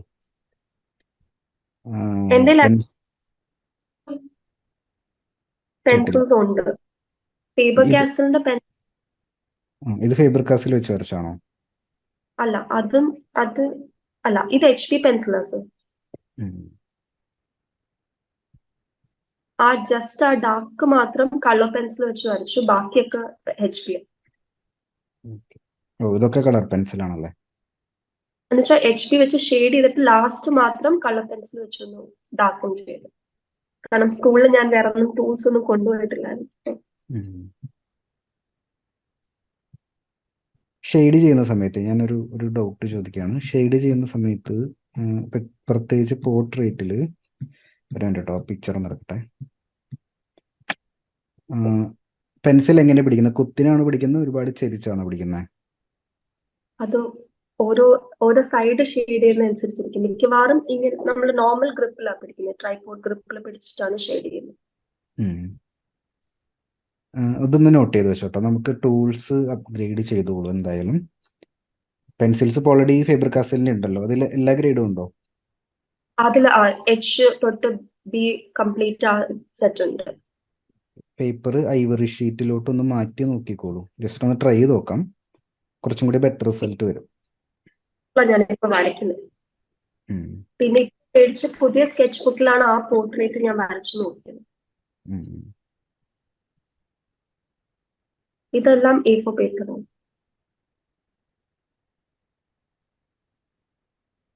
ഈ ഒരു ഷെയ്ഡ് ചെയ്ത രീതി ഉണ്ടല്ലോ, ഇങ്ങനെ ലൈൻ ഇട്ടിട്ട്, ഇതാണ് ഹാച്ചിങ് എന്ന് പറയുന്നത്. ഈ ഒരു ഷെയ്ഡ് ചെയ്ത രീതി കുറച്ച് സമയം കൂടുതൽ എടുക്കും, പക്ഷെ കുറെ കൂടി നീറ്റായിരിക്കും. പോർട്രേറ്റ് വരയ്ക്കുമ്പോഴും അതേ ഒരു മെത്തേഡിലോട്ടൊന്ന് ട്രൈ ചെയ്ത് നോക്കിയിട്ട് റിസൾട്ട് എന്താണെന്ന് എൻ്റെ അടുത്ത് പറയണേ. ഇവിടെയും അതാ ട്രൈ ചെയ്തിരിക്കുന്നത്, പക്ഷേ ഇവിടെ നോക്കി, ഇവിടെ പെൻസിൽസിൻ്റെ ടിപ്പിലോ യൂസ് ചെയ്യുന്ന രീതി എന്തോ ഡിഫറൻസ് വന്നിട്ടുണ്ട്. അതുകൊണ്ടാണ് ഇങ്ങനെ പാച്ചസ് പോലെ കാണുന്നത്. മനസ്സിലായോ? അല്ലാത്തോണ്ടായിരിക്കും സാർ. എന്താ കേട്ടില്ല? ബ്ലണ്ട് ആയതുകൊണ്ടായിരിക്കും, പോയിന്റഡ് അല്ലാതെ. ഓക്കെ. ബ്ലെൻഡിങ് സ്റ്റംപ് യൂസ് ചെയ്തിട്ടുണ്ടോ ഇതിൻ്റെ അകത്ത്? ബ്ലെൻഡിങ് സ്റ്റംപ് അല്ല, കാരണം ഈ പെൻസിൽ ആക്ച്വലി ഷാർപ്പ് ചെയ്യാൻ കുറച്ച് പാടാണ്. പെൻസിലിന്റെ പ്രോബ്ലം ആണ്. മനസ്സിലായി. ഒരു മിനിറ്റ് കേട്ടോ, ഞാൻ നോട്ടെ. ഒന്ന് കാണിച്ചേ. ഷാർപ്പൻഡ് ആവുന്നില്ല. ഓക്കെ. പ്രോബ്ലം മനസ്സിലായി. രണ്ട് കാര്യങ്ങളാണ്. ഒന്ന്, ഐവറി ഷീറ്റിലോട്ട് മാറുക. രണ്ടാമത്തെ കാര്യം, പെൻസിൽ ഷാർപ്പൻ ചെയ്യുക. അതായത് ഇപ്പോൾ പഴയ പെൻസിലൊക്കെ ആണെങ്കിൽ എത്ര ഷാർപ്പൻ ചെയ്താലും പൊട്ടി പോകും. അതിനുള്ള സൊല്യൂഷൻ പെൻസിൽ മാറ്റാന്നുള്ളതാണ്. പിന്നെ മെക്കാനിക്കൽ ഷാർപ്പനർ നല്ലൊരു ഇൻവെസ്റ്റ്മെന്റ് ആയിരിക്കും വാങ്ങിച്ചു വെക്കുന്നത്. പറഞ്ഞോ. ടൂൾസ് അറിയുന്നതിന് മുന്നേ ഈ വരയ്ക്കാനുള്ള ഇൻട്രസ്റ്റ് കൊണ്ട് മേടിച്ചതാണ് ആ ഫേബർ കാസ്റ്റലിന്റെ സെറ്റ്. അപ്പൊ അതിലും എനിക്കൊരു പ്രശ്നമുണ്ട്, ഈ പുതുതായിട്ട് മേടിക്കുന്ന കാര്യങ്ങൾ ഇങ്ങനെ പുതുതായിട്ട് തന്നെ ഇരിക്കണം. അതിങ്ങനെ ചീത്തയാക്കുന്ന ഇഷ്ടമല്ല. നമ്മൾ ആക്ച്വലി യൂസ് ചെയ്യുവാണെങ്കിൽ കുഴപ്പമില്ല, അല്ലെങ്കിൽ വെറുതെ എടുത്ത് വേസ്റ്റ് ആക്കുന്ന എനിക്ക് ഇഷ്ടമല്ല. അപ്പൊ അത് അതേപോലെ വെച്ചിട്ടുണ്ട്. പിന്നെ കഴിഞ്ഞ തവണ നാട്ടുപേപ്പർ മേടിച്ചാണ് ഈ ക്യാമലിന്റെ കുഞ്ഞു സെറ്റ്, 6 പെൻസിൽസ് എന്തോ വരുന്ന ഒരു സെറ്റ്. അപ്പൊ അത് വെച്ചിട്ട് ഇപ്പൊ മിക്കവാറും വരയ്ക്കില്ല, മറ്റേത് ഞാൻ കുത്തി വെച്ചു. ഒരു കാര്യം ആലോചിച്ചാൽ മതി. എനിക്ക് ആ ഇഷ്യൂ ഉണ്ട്, പക്ഷെ ഇതിന് നമ്മുടെ ഫുഡിന്റെ എക്സ്പയറി ഡേറ്റ് പോലെ ആർട്ട് മെറ്റീരിയൽസിന് എക്സ്പയറി ഡേറ്റ് ഉണ്ട്. അത് കഴിഞ്ഞാൽ യാതൊരുവിധ യൂസും അത് വെച്ച് നമുക്ക് കിട്ടൂല. അതാ ഞാൻ പറഞ്ഞത്, സാർ നേരത്തെ കളർ പെൻസിൽസ് നല്ലതാന്ന് പറഞ്ഞപ്പോ അതിൽ കുറെ പെൻസിൽസ് ആക്ച്വലി ഡ്രൈ ആയി പോയിട്ടുണ്ട്. അപ്പൊ മനസ്സിലായ സാറിന്റെ ആ പെൻസിലിന്റെ റിവ്യൂ വീഡിയോ കണ്ടപ്പോഴാണ് പോയിന്റ് ഡ്രൈ ആണെങ്കിലും അത് വർക്ക് ചെയ്യത്തില്ല എന്നുള്ളത്.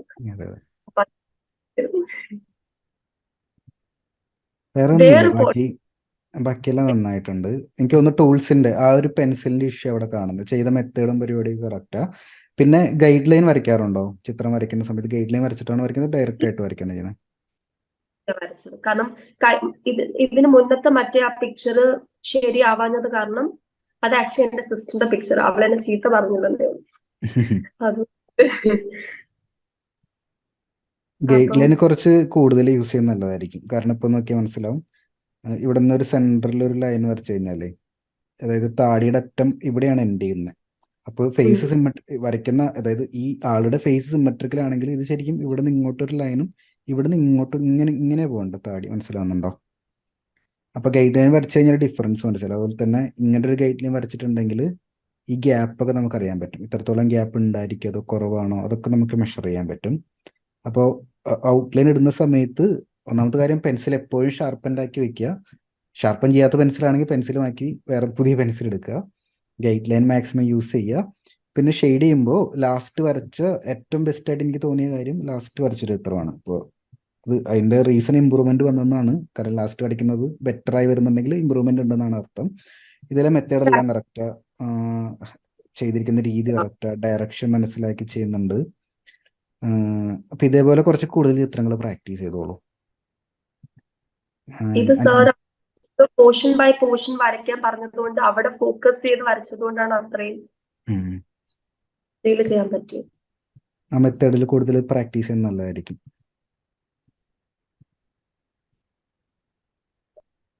വേറെ ഒന്നുമില്ല, വേറെ ടൂൾ അപ്ഗ്രേഡ് ചെയ്യേണ്ട, ഇത്രയും ചെയ്താൽ മതി. ഇത് ചെയ്ത് കഴിയുമ്പോഴേക്കും നമുക്ക് നെക്സ്റ്റ് ലെവലിലോട്ട് പെട്ടെന്ന് തന്നെ ഇമ്പ്രൂവ്മെന്റ് വരും. ഞാൻ വേറൊരു പോർട്രേറ്റ് കൂടെ HP പെൻസിൽ മാത്രം യൂസ് ചെയ്ത് ഞാൻ വരച്ചിട്ടുണ്ട് സർ. ഇതിലുണ്ടോ? ഇതാണോ? ഇതിന് മുന്നേ അത് പക്ഷേ ഡയറക്റ്റ് ഫേസ് അല്ല, സൈഡ് ഫേസ് ആണ് വരച്ചിരിക്കുന്നത്. ഇതല്ലേ? ആ. ഇവിടെയും ഈ പറഞ്ഞ പോലെ ചെയ്ത മെത്തേഡ് കറക്റ്റാ. ഗൈഡ് ലൈൻ ഒന്ന് വെച്ച് നോക്കണം. കാരണം ഇപ്പൊ ഇവിടെ നിന്ന് ഒരു ലൈൻ ഇങ്ങനെ വരച്ചു കഴിഞ്ഞാൽ, കണ്ണിന്റെ ഇവിടെ നിന്ന് ഒരു ലൈൻ വരച്ചു കഴിഞ്ഞാൽ ചെവിയുടെ ടോപ്പിൽ തന്നെയാണെന്ന് കൺഫേം ചെയ്യണം. മനസ്സിലാവുന്നുണ്ടോ? ഇവിടെ നിന്ന് ഒരു ലൈൻ വരച്ചു കഴിഞ്ഞാൽ ചുണ്ടിന്റെ താഴെയാണ്. ഇതെനിക്ക് തോന്നുന്നു ഇത് എന്തോ വ്യത്യാസമുണ്ട്, ചെവി ഇത്തിരി ബിഗ് ആയ പോലെ ഉണ്ട്. അപ്പൊ ഒന്ന് ട്രൈ ചെയ്ത് നോക്കണം. ചിലപ്പോ ഫോട്ടോ അങ്ങനെയാണെങ്കിൽ ചിലപ്പോൾ അങ്ങനെ വരും കേട്ടോ. അപ്പൊ എപ്പോഴും ഗൈഡ് ലൈൻ വെച്ചിട്ട് മാച്ച് ചെയ്ത് നോക്കുക. അതുപോലെ തന്നെ ഈ മൂക്കിന്റെ ടിപ്പിൽ നിന്ന് ഒരു ഹൊറിസോണ്ടൽ ലൈൻ, ഇത് ആക്ച്വലി ഗൈഡ് ലൈൻ എന്ന് ഉദ്ദേശിക്കുന്നത് നമ്മൾ ഗ്രിഡ് വരയ്ക്കുമല്ലോ, അതേപോലെ തന്നെ വേറൊരു മെത്തേഡാണ്. നമ്മൾ ഗ്രിഡിനേക്കാളും കുറെ കൂടി എഫിഷ്യൻ്റ് ആണത്. കാരണം മൂക്കിന്റെ ടിപ്പിൽ നിന്ന് മുകളിലോട്ടൊരു ലൈൻ ഇങ്ങനെ സങ്കല്പിച്ച് കഴിഞ്ഞാൽ കണ്ണിന്റെ പുരുകത്തിന്റെ അവിടെ ടച്ച് ചെയ്യുന്നുണ്ടോ നോക്കുക. അത് റെഫറൻസ് പിക്ചറിൽ ടച്ച് ചെയ്യുന്നില്ലെങ്കിൽ ഒരിക്കലും നമ്മൾ കണ്ണങ്ങനെ പുറത്തോട്ട് തള്ളി നിന്ന് വരയ്ക്കാൻ പാടില്ല. അങ്ങനെ മാറ്റി മാറ്റി ട്രയൽ ആൻഡ് എറർ ആണ്. പൊർട്രേറ്റ് വരയ്ക്കുമ്പോൾ മാറ്റി മാറ്റി വരയ്ക്കുമ്പോൾ നമ്മുടെ ബ്രെയിൻ അതിനോട് അറ്റാച്ച്ഡ് ആവും. പിന്നെ വരയ്ക്കുന്നതെല്ലാം പതിയെ പതിയെ കറക്റ്റ് ആയിട്ട് വരും. അത്രേ ഉള്ളൂ. ചെറിയ ഡിഫറൻസേ ഉള്ളൂ, വലിയ ഡിഫറൻസ് ഇല്ല. പെട്ടെന്ന് തന്നെ കറക്റ്റ് ചെയ്യാൻ പറ്റും. പിന്നെ ഹെയർ ഇതുവരെ ശരിയായിട്ടില്ല, അപ്പം അതിന് ഒന്ന് ലെസൺ എത്തിയിട്ടില്ല. ഹെയറിന്റെ നമ്മുടെ കോഴ്സിന്റെ അകത്ത് തന്നെ ഉണ്ട്. അപ്പൊ അത് കണ്ടു കഴിയുമ്പോൾ കുറെ കൂടി ഐഡിയ കിട്ടും. ചെറിയൊരു രീതി പറയാനുള്ളതെന്ന് വെച്ച് കഴിഞ്ഞാൽ ലെയർ ബൈ ലെയർ ചെയ്താൽ മതി. ഇപ്പൊ ആ ടൈഗറിന്റെ ചെയ്തില്ലേ, അതുപോലെ തന്നെ ഹെയറിന്റെ അകത്തും ഡിഫറെന്റ് പാറ്റേൺസ് കാണാം. ഹെയറിന് ശരിക്കുണ്ടല്ലോ, ഓരോ ഹെയറിനെയും നമ്മൾ സെപ്പറേറ്റ് എടുത്ത് പഠിക്കാനായിട്ട് നിൽക്കരുത്, കൺഫ്യൂഷൻ ആവും. അതിന് പകരം ഒരു പോർഷൻ എടുക്കുക. ഇങ്ങനെ ഒരു പോർഷൻ എടുത്തു കഴിഞ്ഞാൽ ഹെയറിന്റെ അകത്ത് തന്നെ ഡിഫറെന്റ് പോർഷൻ നമുക്ക് കണ്ടുപിടിക്കാൻ പറ്റും. ലൈറ്റ് ആൻഡ് ഷാഡോ ഉള്ള എക്സാമ്പിൾ കാണിച്ചു തരണോ? ഒരു മിനിറ്റ്, ഞാൻ എക്സാമ്പിൾ കാണിച്ചു തരാം. പിൻട്രസ്റ്റിൽ കാണിച്ചു തരാം. ഒരു മിനിറ്റ്. ഇതുണ്ടോ, ഇതൊരു ഡ്രോയിങ് ആ. അപ്പോൾ ഈ ടോട്ടൽ ഇത് ഹെയർ, നമ്മുടെ ശരിക്കും ഹെയർ എന്താ, ചെറിയ ചെറിയ രോമങ്ങളാണ് അല്ലേ, ചെറിയ ചെറിയ പീസുകളാണ്. അത് നമ്മുടെ മനസ്സിൽ നിന്ന് കളഞ്ഞിട്ട് ഇതിൻ്റെ ഒരു ഒബ്ജക്റ്റ് ആക്കി സങ്കല്പിക്കുക. അങ്ങനെയാണെങ്കിൽ ഈ ഒരു വലിയൊരു ഒബ്ജക്റ്റ്, ഒരു ഹെയർ, അതിൻ്റെ അകത്ത് ചെറിയ ചെറിയ പീസുകളാണ് പറ്റും. ഇത് കണ്ടോ, ഇത് ഒരു പീസാണ്. അപ്പം അതിനൊരു ടോട്ടൽ ലൈറ്റ് ആൻഡ് ഷാഡോ ഉണ്ട്. അതുപോലെ തന്നെ ഈ കിടക്കുന്ന ഒരു പീസ്, ഇതിനൊരു ടോട്ടൽ ലൈറ്റ് ആൻഡ് ഷാഡോ ഉണ്ട്. അത് ഓരോ പീസും എടുത്തിട്ട് സെപ്പറേറ്റ് ഒരു ഒബ്ജക്റ്റ് ആക്കി എടുക്കാനായിട്ട് നോക്കുക. എന്നിട്ട് അത് കറക്റ്റ് ചെയ്തതിന് ശേഷം ഇതിൻ്റെ ഇടയിലുള്ള ലൈൻസ് വരച്ചു കഴിഞ്ഞാൽ ഹെയർ തീർന്നു. അത്രേ ഉള്ളൂ ഹെയർ. അധികം കോംപ്ലിക്കേഷൻ ഇല്ല. അപ്പം ഇവിടെയാണെങ്കിലും ഇത് വേണമെങ്കിൽ ഒരു ടോട്ടൽ ഒരു പീസാക്കി നമുക്ക് എടുക്കാം. മനസ്സിലാവുന്നുണ്ടോ? അപ്പം അതിനൊരു ടോട്ടൽ ആയിട്ട് നോക്കി, ഇവിടെ ഒരു ഹൈലൈറ്റ് വീഴുന്നു, ഇവിടെ ഒരു ചെറിയൊരു ഡാർക്ക് ടോൺ ഇങ്ങോട്ടേക്ക് വരുമ്പോൾ ആ ഡാർക്ക് കൂടുതലായിട്ട് വന്ന് ഇങ്ങനെ റൗണ്ടഡ് ആയിട്ടിരിക്കുന്ന ഒരു ഒബ്ജക്റ്റ്. അത് ഇതിൻ്റെ ഉള്ളിൽ ഡാർക്ക് ടോൺ, അതിനുശേഷം പിന്നെ ലൈൻസും പിന്നെ വൈറ്റ് ലൈൻസും ഒക്കെ, അതിനുള്ള മെത്തേഡൊക്കെ നമ്മുടെ കോഴ്സിലൂടെ പഠിക്കുന്നുണ്ട്. അപ്പം അങ്ങനെ ഒരു രീതിയിൽ അതിനെ കാണാൻ നോക്കി. ഞാൻ വേറെ എക്സാമ്പിൾ കൂടി കാണിച്ചു തരാം. ഇതാണെങ്കിലും കണ്ടോ, ഇതൊറ്റൊരു പീസാണ്. കണ്ടോ, ഇതിന് ഒരു ലൈറ്റ് ആൻഡ് ഷാഡോ ടോട്ടൽ വരും. ഇതൊരു ഡാർക്ക് പീസാണ്, ഇതിനൊരു ലൈറ്റ് ആൻഡ് ഷാഡോ വരും. ഇത് അടുത്തൊരു പീസ്, അതിനൊരു ലൈറ്റ് ആൻഡ് ഷാഡോ. അങ്ങനെ piece by piece, portion by portion എടുത്ത് പഠിക്കാനായിട്ട് നോക്കണം. അത് മനസ്സിലാക്കാനായിട്ട് പറ്റണം. പിന്നെ വരയ്ക്കുമ്പോൾ ഈസി ആയിരിക്കും. ചില മെത്തേഡ് പഠിക്കുമ്പോൾ കുറച്ചും കൂടി എളുപ്പത്തിൽ മനസ്സിലാവും. എല്ലാ ഹെയർ അങ്ങനെ തന്നെ, എല്ലാ ഹെയറിന്റെ മെത്തേഡാണ്. ഇത് നോക്കിയാലോ, നോക്കി ദീ കിടക്കുന്ന ഒരു പീസില്ലേ, അതിൻ്റെ ഒരു ടോട്ടൽ ലൈറ്റ് ആൻഡ് ഷാഡോ ഉണ്ട്. ഇപ്പൊ ഇവിടെ നിന്ന് ലൈറ്റ് വീഴുമ്പോൾ ഇങ്ങനെ ഗ്രാജുവലി വന്ന് ഇവിടെ ഷാഡോ വീഴുന്നു. അത്രേ ഉള്ളൂ ഹെയർ. നമ്മുടെ മനസ്സിൽ അത് കുറേ സെപ്പറേറ്റ് രോമങ്ങളാണ് ചിന്തിക്കുമ്പോൾ ഉണ്ടാവുന്ന ഇഷ്യൂ ആണ്. അപ്പോൾ നമ്മൾ സെപ്പറേറ്റ് രോമങ്ങൾ വരയ്ക്കാൻ നോക്കും, അപ്പോൾ നമുക്ക് റിസൾട്ട് വരില്ല. അപ്പോൾ ഇതാണ് അതിൻ്റെ സിംപ്ലിഫൈഡ് മെത്തേഡ്. ഇതിപ്പോൾ ജസ്റ്റ് ഒരു ഔട്ട്ലൈൻ മാത്രമേ ഉള്ളൂ. പക്ഷെ ആർട്ടിസ്റ്റ് ചെയ്ത് നോക്കി, ഡിവൈഡ് ചെയ്ത് ആ പീസ് ബൈ പീസ് മാത്രമേ വരച്ചുള്ളൂ. പക്ഷെ പെട്ടെന്ന് കാണുന്ന ഒരാൾക്ക് ഹെയർ ആണെന്ന് തോന്നും, കറക്റ്റ് ഹെയർ കിടക്കുന്ന പോലെ ഫീൽ ആവും.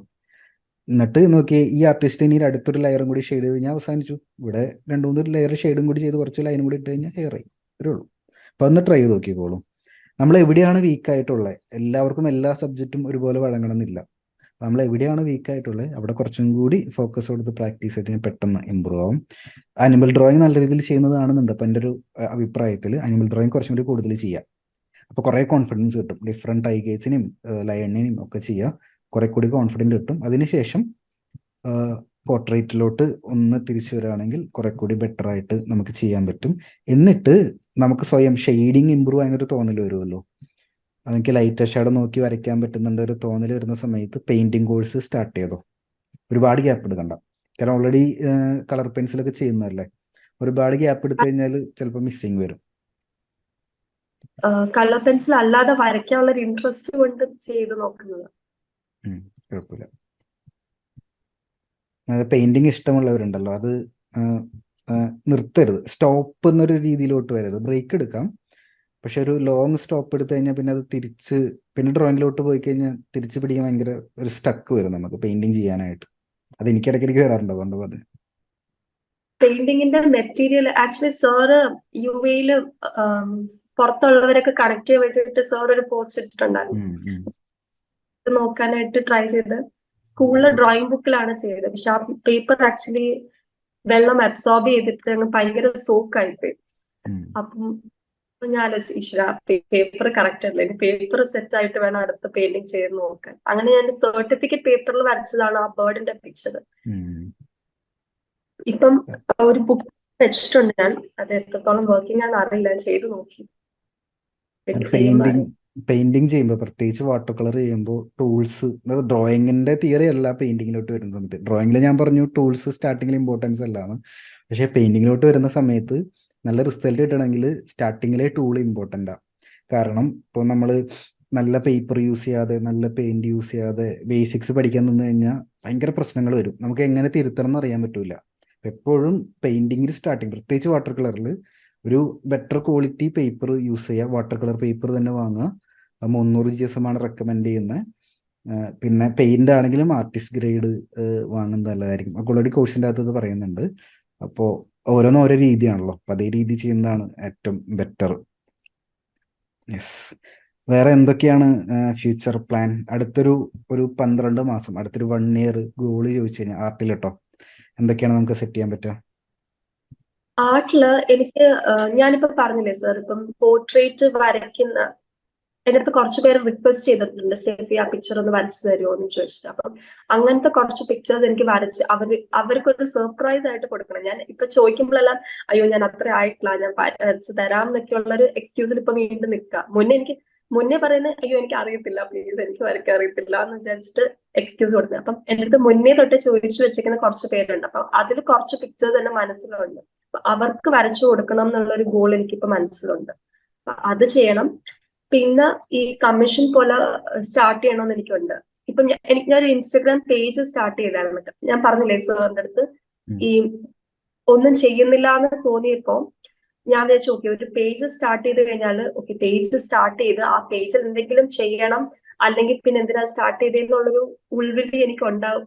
അപ്പൊ ഞാൻ വരയ്ക്കുമല്ലോ എന്ന് വിചാരിച്ചിട്ട് ഒരു പേജ് ഞാൻ സ്റ്റാർട്ട് ചെയ്തു. അപ്പൊ ആ പേജിൽ എനിക്ക് കുറച്ച് കമ്മീഷന്റെ മെസ്സേജസ് വന്നു തുടങ്ങി. അപ്പൊ അത് എത്രത്തോളം റിയൽ ആണെന്ന് എനിക്ക് അറിയത്തില്ല, കാരണം നമുക്ക് ഒരുപാട് ഇപ്പൊ ഫേക്ക് മെസ്സേജസ് ഒക്കെ വരുമല്ലോ. അത് റിയൽ ആണെന്ന് അറിയില്ല, പക്ഷെ ഒരു 1-2 മെസ്സേജസ് അതിൽ വന്നു. അതിൽ വന്നത് കുറച്ച് ഫോറിനേഴ്സ് ആണ് വന്നത്, നമ്മുടെ നാട്ടിൽ നിന്നൊന്നും അല്ല, ഫോറിനേഴ്സ് ആണ് വന്നത്. ഇനിയിപ്പോ ഇവിടെ ആയതുകൊണ്ടാണോ എന്ന് എനിക്കറിയില്ല, എക്സ്പോഷർ ചിലപ്പോൾ അങ്ങോട്ട് കൂടുതലായിരിക്കും. അപ്പൊ എനിക്ക് ഇപ്പോഴും കോൺഫിഡന്റ് അല്ല അത് റിയൽ ആയിട്ട് വന്ന കമ്മീഷൻ വർക്ക് ആണോ അതല്ലയോ എന്ന്, അതെനിക്കൊരു ഡൗട്ട് ഉണ്ട്. പിന്നെ അവര് ചോദിക്കുമ്പം അവര് പറഞ്ഞ പേപ്പറിന്റെ സൈസ്, ഇന്ന ഫ്രെയിം എന്നൊക്കെ അവര് പറഞ്ഞു. അപ്പൊ അതൊക്കെ പറഞ്ഞപ്പോ ഞാനൊന്ന് ഇങ്ങനെ ആലോചിച്ചു, ഈശ്വര അതെന്തുവാ എന്നൊക്കെ ഇങ്ങനെ അതൊന്നും ഞാൻ ചെയ്ത് നോക്കിയില്ല. ഞാനിപ്പോ ആക്ച്വലി ചെയ്യുന്നത് A4 പേപ്പറിൽ ചെയ്യുന്നത്, നമ്മളുടെ സ്കെച്ച് ബുക്കിൽ ചെയ്യുന്നതും അല്ലാതെ വേറൊരു പേപ്പർ അല്ലെങ്കിൽ വേറെ മീഡിയത്തിൽ ഞാൻ ട്രൈ ചെയ്തിട്ടില്ല. അപ്പൊ അവിടെയൊക്കെ ഞാനൊന്ന് സ്റ്റക്കായി നിൽക്കാം. അപ്പം അതൊക്കെ ഒന്നും കൂടെ ഒന്ന് റിസർച്ച് ചെയ്ത് ഒന്ന് സെറ്റ് ആക്കി അതിലൊന്ന് ഇംപ്രൂവ് ചെയ്യണമെന്ന് എനിക്കുണ്ട്. അപ്പം ആ വന്ന ഇതിന് ആദ്യമേ ഞാൻ ആ ഒരു എക്സൈറ്റ്മെന്റിൽ ഞാൻ മെസ്സേജ് കൊടുത്തെങ്കിലും പിന്നെ ഞാൻ ആ മെസ്സേജ് ഞാൻ അങ്ങ് സ്റ്റോപ്പ് ചെയ്തു. ഞാൻ അങ്ങോട്ട് പിന്നെ റിപ്ലൈ കൊടുത്തില്ല. അതൊന്ന് ഇംപ്രൂവ് ചെയ്യണമെന്നുണ്ട്. അതാണ് ഒരു ഗോള് വെച്ചേക്കുന്നത്. പിന്നെ സെൽഫ് ഇംപ്രൂവ്മെന്റ് ആണ് കുറച്ചുകൂടെ എനിക്ക് എന്നിൽ ബിൽഡ് ചെയ്യാനുണ്ടെന്ന് എനിക്ക് തോന്നുന്നു. കാരണം മെന്റലി ആണെങ്കിലും ഫിസിക്കലി ആണെങ്കിലും ഒക്കെ എന്നെ കുറച്ചുകൂടെ ഒന്ന് ബിൽഡ് ചെയ്യാനുണ്ടെന്ന് എനിക്ക് ഇപ്പോഴും ഞാൻ ആ ലെവലിൽ ആയിട്ടില്ല എന്നൊരു ഇതുള്ളത് കൊണ്ട് ഫോക്കസ് ഓൺ മീ, എന്നെ ബിൽഡ് ചെയ്യുക, അതാണ് അടുത്തത്. പിന്നെ ഈ കൊല്ലം ഞാൻ ചെയ്യണമെന്ന് വിചാരിച്ച കുറെ കാര്യങ്ങൾ എനിക്ക് ഈ കൊല്ലം ചെയ്യാൻ പറ്റും. അപ്പൊ അതിന്റെ ഒരു എക്സൈറ്റ്മെന്റും അതിന്റെ ഒരു മോട്ടിവേഷനും കൊണ്ട് അടുത്ത കൊല്ലവും ഇതുപോലെ ചെയ്യാൻ പറ്റും. ഇപ്പം സാറ് പറയുന്നത് ഇപ്പൊ കുറച്ച് ഗോൾ ഇന്ന ടൈം പീരീഡ് സെറ്റ് ചെയ്ത് വെച്ച് ചെയ്യുമ്പോൾ ആക്ച്വലി അത് ചെയ്യാൻ പറ്റുന്നുണ്ട്. അപ്പം അങ്ങനെയുള്ള ഗോൾസ് സെറ്റ് ചെയ്തിട്ട് അത് ചെയ്യണം എന്ന് എനിക്ക് ഭയങ്കര ആഗ്രഹമുണ്ട്. പിന്നെ ഈ കൊല്ലം എനിക്ക് ഏറ്റവും കുറഞ്ഞ ഒരു കാര്യം ബുക്ക് റീഡിംഗ് ആണ്. ഞാൻ മുന്നേ ബുക്സ് ഒരുപാട് വായിക്കുമായിരുന്നു. ഈ കൊല്ലം എനിക്ക് അങ്ങനെ ഒരു ബുക്കും അങ്ങനെ കംപ്ലീറ്റ് ചെയ്യാനായിട്ട് പറ്റില്ല. ഒരു ബുക്ക് ഞാൻ 2018 സ്റ്റാർട്ട് ചെയ്ത ഒരു ബുക്ക് എനിക്ക് പ്രശ്നങ്ങൾ കാരണം അതിങ്ങനെ മാറ്റി മാറ്റി മാറ്റി വെച്ചു. അത് ഞാൻ ഈ കൊല്ലം കംപ്ലീറ്റ് ചെയ്തു. പിന്നെ ലൈബ്രറിയിൽ ഞാനിങ്ങനെ ബുക്സ് എടുക്കുന്നുണ്ട്, കുറച്ച് വായിക്കും, പിന്നെ തിരിച്ചു കൊടുക്കും, കുറച്ച് വായിക്കും, തിരിച്ചു കൊടുക്കും. ആ ഒരു പ്രോസസ്സാണ് ഇപ്പൊ നടക്കുന്നത്. ഇപ്പൊ ഞാൻ വീണ്ടും 2 ബുക്ക് എടുത്തു വെച്ചിട്ടുണ്ട്. ഇനി അടുത്ത ഇയറിൽ എനിക്ക് ആ ബുക്ക് റീഡിംഗ് കൂടെ സ്റ്റാർട്ട് ചെയ്യണം എന്ന് ഭയങ്കര ആഗ്രഹമുണ്ട്. അതാണ്. പിന്നെ പിന്നെ പിന്നെന്ന് വെച്ചാല് എനിക്ക് ഈ പ്രശ്നങ്ങൾ വന്നപ്പോ ഞാൻ ആൾക്കാരിൽ നിന്നൊക്കെ ഭയങ്കരമായിട്ട് അങ്ങ് മാറി. എനിക്ക് ആൾക്കാരോട് ഒരു ഫ്രണ്ട്ഷിപ്പ് അല്ലെങ്കിൽ ഒരു ബോണ്ടിങ് വെക്കാൻ ഭയങ്കര പാടാണ്. ഇപ്പോഴും എനിക്ക് ആ ട്രസ്റ്റ് ഇഷ്യൂസ് ഉണ്ട്. ഇപ്പം റിലേറ്റീവ്സിന്റെ അടുത്താണെങ്കിലും എല്ലായിടത്തും ആക്ച്വലി ഭയങ്കര ഡിസ്റ്റന്റ് ആണ്. ഇപ്പൊ ഞാൻ സംസാരിക്കുന്നതാണെങ്കിൽ മമ്മിയുടെ അടുത്ത്, സിസ്റ്ററിന്റെ അടുത്ത്, പിന്നെ സ്കൂളിൽ ആ ജോബിൽ റിലേറ്റഡ് ഫ്രണ്ട്സിന്റെ അടുത്ത്. അല്ലാതെ എന്റെ ഫ്രണ്ട്സ് സർക്കിൾ ഭയങ്കര ചെറുതാണ്. അപ്പം അങ്ങനെ ഉണ്ട്. അപ്പം ചിലർ വന്ന് കമ്മ്യൂണിക്കേറ്റ് ചെയ്ത് ഭയങ്കരമായിട്ടൊക്കെ സംസാരിക്കാനൊക്കെ നോക്കുമ്പോൾ എന്റെ ഒരു എക്സൈറ്റ്മെന്റ് ഞാൻ ചിലപ്പോൾ സംസാരിച്ചു പോകും. പക്ഷെ എനിക്ക് പിന്നെ ഉള്ളിലൊരു സ്റ്റോപ്പിംഗ് ആണ്. അയ്യോ അത് പറ്റത്തില്ല, ഞാൻ ഓവറായിട്ട് ഒന്ന് സംസാരിച്ചു, അത് സ്റ്റോപ്പ്. അതൊന്ന് ചെറുതായിട്ട് ഇംപ്രൂവ് ചെയ്ത് കുറച്ചും കൂടി ഒരു സോഷ്യൽ സ്കിൽസ് ഡെവലപ്പ് ചെയ്യണം എന്നുണ്ട്. അതുകൂടെ വർക്ക് ചെയ്ത് സെറ്റ് ആക്കണം എന്ന് അടുത്ത വർഷത്തേക്കുള്ള ഗോൾസിൽ വെച്ചേക്കാം. ഇതിൽ ഞാൻ ഇൻപുട്ട് തരാം കേട്ടോ. ഞാനത് നോട്ട് ചെയ്ത് വെക്കണേ. ഞാൻ 1 by 1 ആയിട്ട് നമുക്കത് ഡിസ്കസ് ചെയ്യാം. ഒന്നാമത്തെ കാര്യം, പോർട്രേറ്റ് ഇമ്പ്രൂവ് ചെയ്യേണ്ട കേസ് പറഞ്ഞത് ഓൾറെഡി സോഷ്യൽ മീഡിയയിൽ പ്രസൻസ് ഉണ്ടെന്ന് പറഞ്ഞു. ഇപ്പോൾ ഒരു ഗോൾ സെറ്റ് ചെയ്തോളൂ. അതായത് ഒരു 25 പോർട്രേറ്റ് അല്ലെങ്കിൽ ഒരു 50 പോർട്രേറ്റ് ഡ്രോ ചെയ്ത് കംപ്ലീറ്റ് ആക്കുമെന്ന് ഇപ്പോൾ കുറേ സ്റ്റുഡൻസ് ചെയ്യുന്നുണ്ട്, അറിയാമല്ലോ. എൻ്റെ പുറത്ത് തന്നെ കുറേ സ്റ്റുഡൻസ് നമ്മുടെ ഗ്രൂപ്പിൽ ചെയ്യുന്നുണ്ട്. ഇതുപോലെ നമുക്ക് ചെയ്യാൻ പറ്റും. പക്ഷേ അത് ഫസ്റ്റ് പോർട്രേറ്റ് പെർഫെക്റ്റ് ആവണമെന്നില്ല. നമ്മുടെ ഉദ്ദേശം 25 പോർട്രേറ്റ് ആകുമ്പോഴേക്കും നമ്മുടെ ഓഡിയൻസിന് കാണണം, നമ്മുടെ ഫോളോവേഴ്സിന് നമുക്ക് കാണിച്ചു കൊടുക്കാൻ പറ്റണം. 1-ൽ നിന്നും 25-ലോട്ട് ഞാൻ ഇമ്പ്രൂവ് ചെയ്ത് വന്നു. അത് 1 by 1 ആയിട്ട് അതിൻ്റെ വർക്ക് ഇൻ പ്രോഗ്രസ് കാണിക്കാം, അതിൻ്റെ ബാക്ക്ഗ്രൗണ്ടിലെ വീഡിയോ കാണിക്കാം, ഇഷ്ടമുള്ള പോലെ. അപ്പം അങ്ങനെ ഗോൾ സെറ്റ് ചെയ്യുകയാണെങ്കിൽ ഈ സോഷ്യൽ മീഡിയയിൽ പോസ്റ്റ് ചെയ്ത് ഇൻട്രസ്റ്റിംഗ് ആയിട്ട് വരും. അപ്പോൾ ആദ്യം മനസ്സിലാക്കേണ്ട കാര്യം, ഫസ്റ്റ് തന്നെ ആരും പെർഫെക്റ്റ് ആവില്ല, മിസ്റ്റേക്സ് ഉണ്ടാവും. മിസ്റ്റേക്സ് ഓപ്പൺ അപ്പ് ചെയ്യുക. അപ്പം ഞാനും ഇംഗ്ലീഷിൽ ചാനൽ സ്റ്റാർട്ട് ചെയ്യുമ്പോൾ ഞാൻ ഓപ്പൺ അപ്പ് ആയിട്ടാണ് സംസാരിക്കുന്നത്. കാരണം എനിക്ക് എക്സ്പീരിയൻസ് ഇല്ല സംസാരിച്ചിട്ട്. പക്ഷെ ഞാൻ ട്രൈ ചെയ്യും, മനസ്സിലാവുന്നുണ്ടോ? അങ്ങനെ സ്റ്റാർട്ട് ചെയ്യുകയാണെങ്കിൽ ആൾക്കാർ നമ്മൾ ഇഷ്ടപ്പെടും. നമ്മൾ ഒരിക്കലും അഭിനയിക്കാൻ നിൽക്കുന്നില്ലല്ലോ. ഇതാണ് ഇവിടെ നിന്ന് നമ്മൾ സ്റ്റാർട്ട് ചെയ്യുന്നത്. പക്ഷെ നമ്മുടെ ലക്ഷ്യം അതാണ്. അപ്പോൾ അതൊന്ന് ചെയ്ത് നോക്കിക്കോളൂ. അപ്പം എൻ്റെ ഒരു അഭിപ്രായത്തിൽ 25 പോർട്രേറ്റ് ചലഞ്ച് പോലെ ധൃതി ഒന്നും പിടിക്കരുത്. അടുത്തൊരു വർഷത്തിൻ്റെ ഇടയ്ക്കോ ഒരു ഡെഡ് ലൈൻ വെക്കണം. പക്ഷേ അങ്ങനെ ഒരു ചലഞ്ച് സെറ്റ് ചെയ്യുന്നത് നല്ലതായിരിക്കും, ഒരു 25 പോർട്രേറ്റ് ചലഞ്ച് എന്ന് പറയുന്ന കാര്യം. എന്നിട്ട് ഇത് പോസ്റ്റ് ചെയ്ത് തുടങ്ങുന്ന സമയത്ത് നമുക്ക് എൻക്വയറീസ് വരും, മനസ്സിലാവുന്നുണ്ടോ? നമുക്ക് എടുക്കാൻ പറ്റുന്ന എൻക്വയറി മാത്രം എടുക്കുക. എക്സാമ്പിൾ പറയുകയാണെങ്കിൽ, എക്സാമ്പിൾ അല്ല, അതിൻ്റെ ബിഹൈൻഡിലുള്ള തിയറി പറയുകയാണെങ്കിൽ, പോസിറ്റീവായിട്ട് എങ്ങനെ നോ പറയും എന്നുള്ളത് ഞാൻ പറഞ്ഞത്. ഇപ്പം എനിക്കിപ്പോ വന്ന മെസ്സേജിൽ എനിക്ക് എങ്ങനെ അത് സ്റ്റോപ്പ് ചെയ്യണമെന്ന് എനിക്ക് അറിയില്ല ആക്ച്വലി. ഞാനിങ്ങനെ ബ്ലണ്ട് ആയിട്ട് അത് സ്റ്റോപ്പ് ചെയ്ത കണക്കാണ് എനിക്ക് ഫീൽ ചെയ്ത്. നമ്മളൊരു ആളുമായിട്ട് ഡീൽ ചെയ്യുമ്പം അങ്ങനെ ഒരു പ്രശ്നമുണ്ടല്ലോ. ഞാൻ അവരെന്നല്ല, ഇപ്പൊ ആരുമായിട്ടാണെങ്കിൽ ഞാൻ പെട്ടെന്ന് അങ്ങ് സ്റ്റോപ്പ് ചെയ്ത് കളയും. എനിക്ക് നെഗറ്റീവായിട്ട് അഫക്ട് ചെയ്യുന്നു എന്ന് എനിക്ക് തോന്നിക്കഴിഞ്ഞാൽ പെട്ടെന്ന് അതങ്ങ് സ്റ്റോപ്പ് ആക്കി വിടും. അപ്പം അതും ഒന്ന് ഇമ്പ്രൂവ് ചെയ്യണമെന്ന് എനിക്കുണ്ട്. ഞാൻ അതാ പറഞ്ഞ സോഷ്യൽ സ്കിൽസ് ഒന്ന് ഡെവലപ്പ് ചെയ്യണം എന്ന് എനിക്ക് ഭയങ്കര ആഗ്രഹമുണ്ട്. എൻ്റെ മെത്തേഡ് ഞാൻ പറഞ്ഞുതരാം. പക്ഷെ അത് എല്ലാവർക്കും അത് ആക്സെപ്റ്റ് ചെയ്യാൻ പറ്റൂല. അത് ഞങ്ങൾ ബിസിനസ് സൈഡിൽ കുറേ പേര് ഇംപ്ലിമെന്റ് ചെയ്യുന്ന മെത്തേഡ്. അപ്പോൾ ഒരു എക്സാമ്പിൾ പറഞ്ഞുതരാം കേട്ടോ. എൻ്റെ എക്സാമ്പിൾ വെച്ചിട്ട് അപ്പോൾ പെട്ടെന്ന് മനസ്സിലാവും. എനിക്കിപ്പോൾ കമ്മ്യൂണിറ്റി എന്ന് പറയുന്നത് നമുക്ക് കുറേ സ്റ്റുഡൻസ് ഉണ്ട്, വീക്കിലി മീറ്റിംഗ് ഉണ്ട്, കുറേ കാര്യങ്ങൾ. അത് ലൈഫ് ടൈം നിങ്ങൾക്ക് ഞാനൊരു പ്രോമിസ് തന്നിരിക്കുക, ലൈഫ് ടൈം ഞാൻ കൂടി ഉണ്ടായിരിക്കും നിങ്ങളെ പഠിപ്പിക്കാൻ. ഒരാൾ മാത്രമല്ല, ആയിരക്കണക്കിന് സ്റ്റുഡൻസ് ഉണ്ട് ആ ഒരു പ്ലാറ്റ്ഫോമിൽ. അങ്ങനെ ഇരിക്കുന്ന സമയത്ത് എൻ്റെ അടുത്ത് ഒരാൾ വന്നിട്ട് പറയാണ്, സച്ചിനെ, നീ എൻ്റെ കുട്ടിയെ നീ പഠിപ്പിക്കണം, പേഴ്സണൽ ട്രെയിനിങ് ചെയ്യണം, സൺഡേ മാത്രമേ ഫ്രീ ആയിട്ടുള്ളൂ, സൺഡേ മുഴുവൻ സച്ചിൻ്റെ ടൈം വേണം, ഞാൻ എത്ര രൂപ വേണമെങ്കിലും തരാൻ തയ്യാറാണ്, സച്ചിൻ തന്നെ വേണം പഠിപ്പിക്കാൻ എന്ന് പറഞ്ഞു കഴിഞ്ഞാൽ അവിടെ എങ്ങനെ നോ പറയുന്നൊരു ചോദ്യമുണ്ട്. മനസ്സിലാവുന്നുണ്ടോ? അപ്പം നല്ല റെപ്യൂട്ടഡ് ആയിട്ടുള്ള ആളൊക്കെ ആണെങ്കിൽ നമുക്കപ്പോൾ കണ്ണടച്ച് നോ പറഞ്ഞു കഴിഞ്ഞാൽ ചിലപ്പോൾ നെഗറ്റീവായിട്ട് എടുക്കും. അപ്പം അവിടെ എങ്ങനെ നോ പറയുന്നത് വെച്ച് കഴിഞ്ഞാൽ വളരെ സിമ്പിളാണ്. അവർക്ക് താങ്ങാൻ പറ്റാത്തൊരു തുകയെന്ന് പറയാം. അതിൽ ജസ്റ്റിഫിക്കേഷൻ ഒന്നും കൊടുക്കേണ്ട ആവശ്യമില്ല, കാരണം ഞാനാണ് തീരുമാനിക്കുന്നത് എൻ്റെ ഫീസ്, അല്ലെങ്കിൽ എൻ്റെ മണിക്കൂറിൻ്റെ ഫീസ് ഞാനാണ് തീരുമാനിക്കുന്നത്. ഞാൻ അങ്ങനെ ഒരുപാട് പേര് ഒഴിവാക്കിയിട്ടുണ്ട്. അത് കേൾക്കുന്നവർക്ക് മനസ്സിലാവും. അവനത് പറയാനുള്ള റീസൺ, അവൻ അതിലും ഇമ്പോർട്ടൻ്റ് ആയിട്ടുള്ള കാര്യം ആ സമയത്ത് അവൻ്റെ ലൈഫിൽ ഉള്ളത് കൊണ്ടാണ് അങ്ങനെ പറയുന്നത്. ഈസിയാണ്. അപ്പം അതാണ് അതിൻ്റെ ഏറ്റവും ഞാൻ ഇംപ്ലിമെൻ്റ് ചെയ്തതിൽ അധികം പ്രശ്നങ്ങൾ സംഭവിക്കാത്ത ഏറ്റവും നല്ല സൊല്യൂഷൻ. അല്ലെങ്കിൽ പിന്നെന്താ അതല്ലെങ്കിൽ എന്താ പ്രശ്നം വെച്ച് കഴിഞ്ഞാൽ പിന്നെ കൺവിൻസ് ചെയ്യാൻ നിൽക്കണം. ഞാൻ ഇങ്ങനെയാണ്, എനിക്ക് ഇങ്ങനെ ക്ലാസ് ഉണ്ട്, മറ്റതുണ്ട്. അപ്പോൾ അവർ തിരിച്ച് ഡിബേറ്റിന് വരും. അതങ്ങനെ ചെയ്തു തുടങ്ങിയ പിന്നെ നമുക്കൊന്നും ചെയ്യാൻ പറ്റില്ല. ഏറ്റവും ബെസ്റ്റ് ഈ പരിപാടിയാണ്. ട്രൈ ചെയ്ത് നോക്ക്. വിജയിച്ചില്ലെങ്കിൽ നമുക്ക് വേറെ മെത്തേഡ് ട്രൈ ചെയ്ത് നോക്കാം. പിന്നെ കമ്മീഷൻ വർക്കിന്റെ കാര്യം, ഈ പറയുന്ന പ്രോസസ്സിലൂടെ വരുന്ന വർക്കുകൾ എടുക്കുന്നതായിരിക്കും നല്ലത്. മനസ്സിലാവുന്നുണ്ടോ? നമ്മൾ എന്താണെന്ന് അറിഞ്ഞ് ആലോചിച്ച് ഞാൻ എന്താണെന്ന് അറിയാതെ എൻ്റെ ഇതിലോട്ടൊരു സ്റ്റുഡൻറ് വന്നു കഴിഞ്ഞാൽ അവർ പ്രതീക്ഷിക്കുന്നത് വേറെ ആയിരിക്കും, ഞാൻ ഡെലിവറി ചെയ്യുന്നത് വേറെ ആയിരിക്കും. മനസ്സിലാവുന്നുണ്ടോ? ഞാൻ ഇത്രയും സോഷ്യൽ മീഡിയയിൽ ഇത്രയും വീഡിയോ ഒക്കെ ചെയ്ത് എൻ്റെ പാറ്റേൺ ഇങ്ങനെയാണെന്നൊക്കെ അറിഞ്ഞിട്ടാണ് ഇവരെല്ലാവരും നിങ്ങളെല്ലാവരും വന്നിരിക്കുന്നത്. അതുകൊണ്ടാണ് ഈസി ആയിട്ട് മാറുന്നത്. ഒരുപാട് പേര് ഫുൾ ലൈവ് ക്ലാസ് ആണ്, ഞാൻ ഫുൾ ടൈം നിങ്ങളുടെ ബാക്കിലുണ്ടാകുന്നൊക്കെ പ്രതീക്ഷിച്ച് കഴിഞ്ഞാൽ രണ്ടും മാറും. മനസ്സിലാവുന്നുണ്ടോ? അപ്പോൾ സോഷ്യൽ മീഡിയ നല്ലൊരു ടൂളാണ് ആൾക്കാരെ കൺവിൻസ് ചെയ്യാനായിട്ട്, നമ്മൾ എന്താ റിയൽ എന്ന് അറിയാനായിട്ട്, നമ്മുടെ സർവീസ് എന്താണെന്ന് അറിയാനായിട്ട്. അതിൻ്റെ ഒരു ഗോൾ സെറ്റ് ചെയ്താൽ മതി. 25 പോർട്രേറ്റ് ചലഞ്ചോ 50 പോർട്രേറ്റ് ചലഞ്ചോ. പിന്നെ ബുക്ക് റീഡിങ്ങിൻ്റെ കാര്യം, അതിലും ഒരു ഗോൾ സെറ്റ് ചെയ്യുക. എന്തിനാണ് ആ ബുക്ക് വായിക്കുന്നത്? ഇപ്പം ഞാൻ ചെയ്യുന്ന കാര്യം, ഞാൻ ഫുൾ ബുക്കുകൾ വായിക്കാറില്ല. ഞാൻ ഷോർട്ട് കട്ട് എടുക്കും. ഈ ബുക്ക് എടുക്കും, അല്ലെങ്കിൽ ഓഡിയോ ബുക്ക് കേൾക്കും. പിന്നെ അല്ലെങ്കിൽ ഇപ്പോൾ യൂട്യൂബിൽ ഇഷ്ടം പോലെ എല്ലാ ബുക്സിൻ്റെയും 10 മിനിറ്റിൻ്റെ വീഡിയോ ഉണ്ട്, അത് കാണും. അത് കണ്ടിട്ട് ബുക്ക് വായിക്കാതിരിക്കുമ്പോൾ നമുക്ക് പെട്ടെന്ന് ഷോർട്ട് കട്ടിൽ കംപ്ലീറ്റ് ആക്കാൻ പറ്റും. സാർ അന്ന് ക്ലാസ്സിൽ പറഞ്ഞ് ഞാൻ നോട്ട് ചെയ്തിട്ടുണ്ടായിരുന്നു. കുറെ ബുക്സ് സാർ ഓഡിയോ ബുക്സ് ആണ് കേൾക്കുന്നത്, അപ്പം അതിന്റെ സമറി ഒക്കെ കേൾക്കുന്നത്. പക്ഷെ എനിക്ക് ഓഡിയോ ബുക്സ് ഞാൻ അങ്ങനെ ട്രൈ ചെയ്തിട്ടില്ല.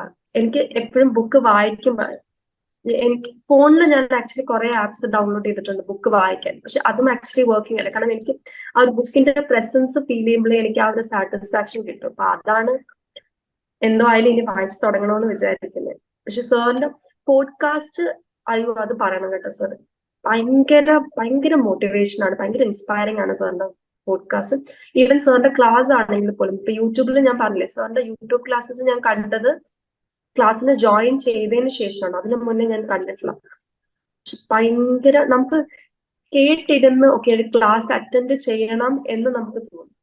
ഈ പ്രത്യേകിച്ച് കോവിഡ് ഒക്കെ ആയതിനു ശേഷം എല്ലാം ഓൺലൈൻ ക്ലാസ് ആയപ്പോൾ ആക്ച്വലി ഓൺലൈൻ ക്ലാസ്സിനോടുള്ള ഒരു താല്പര്യമേ നമുക്ക് പോകും.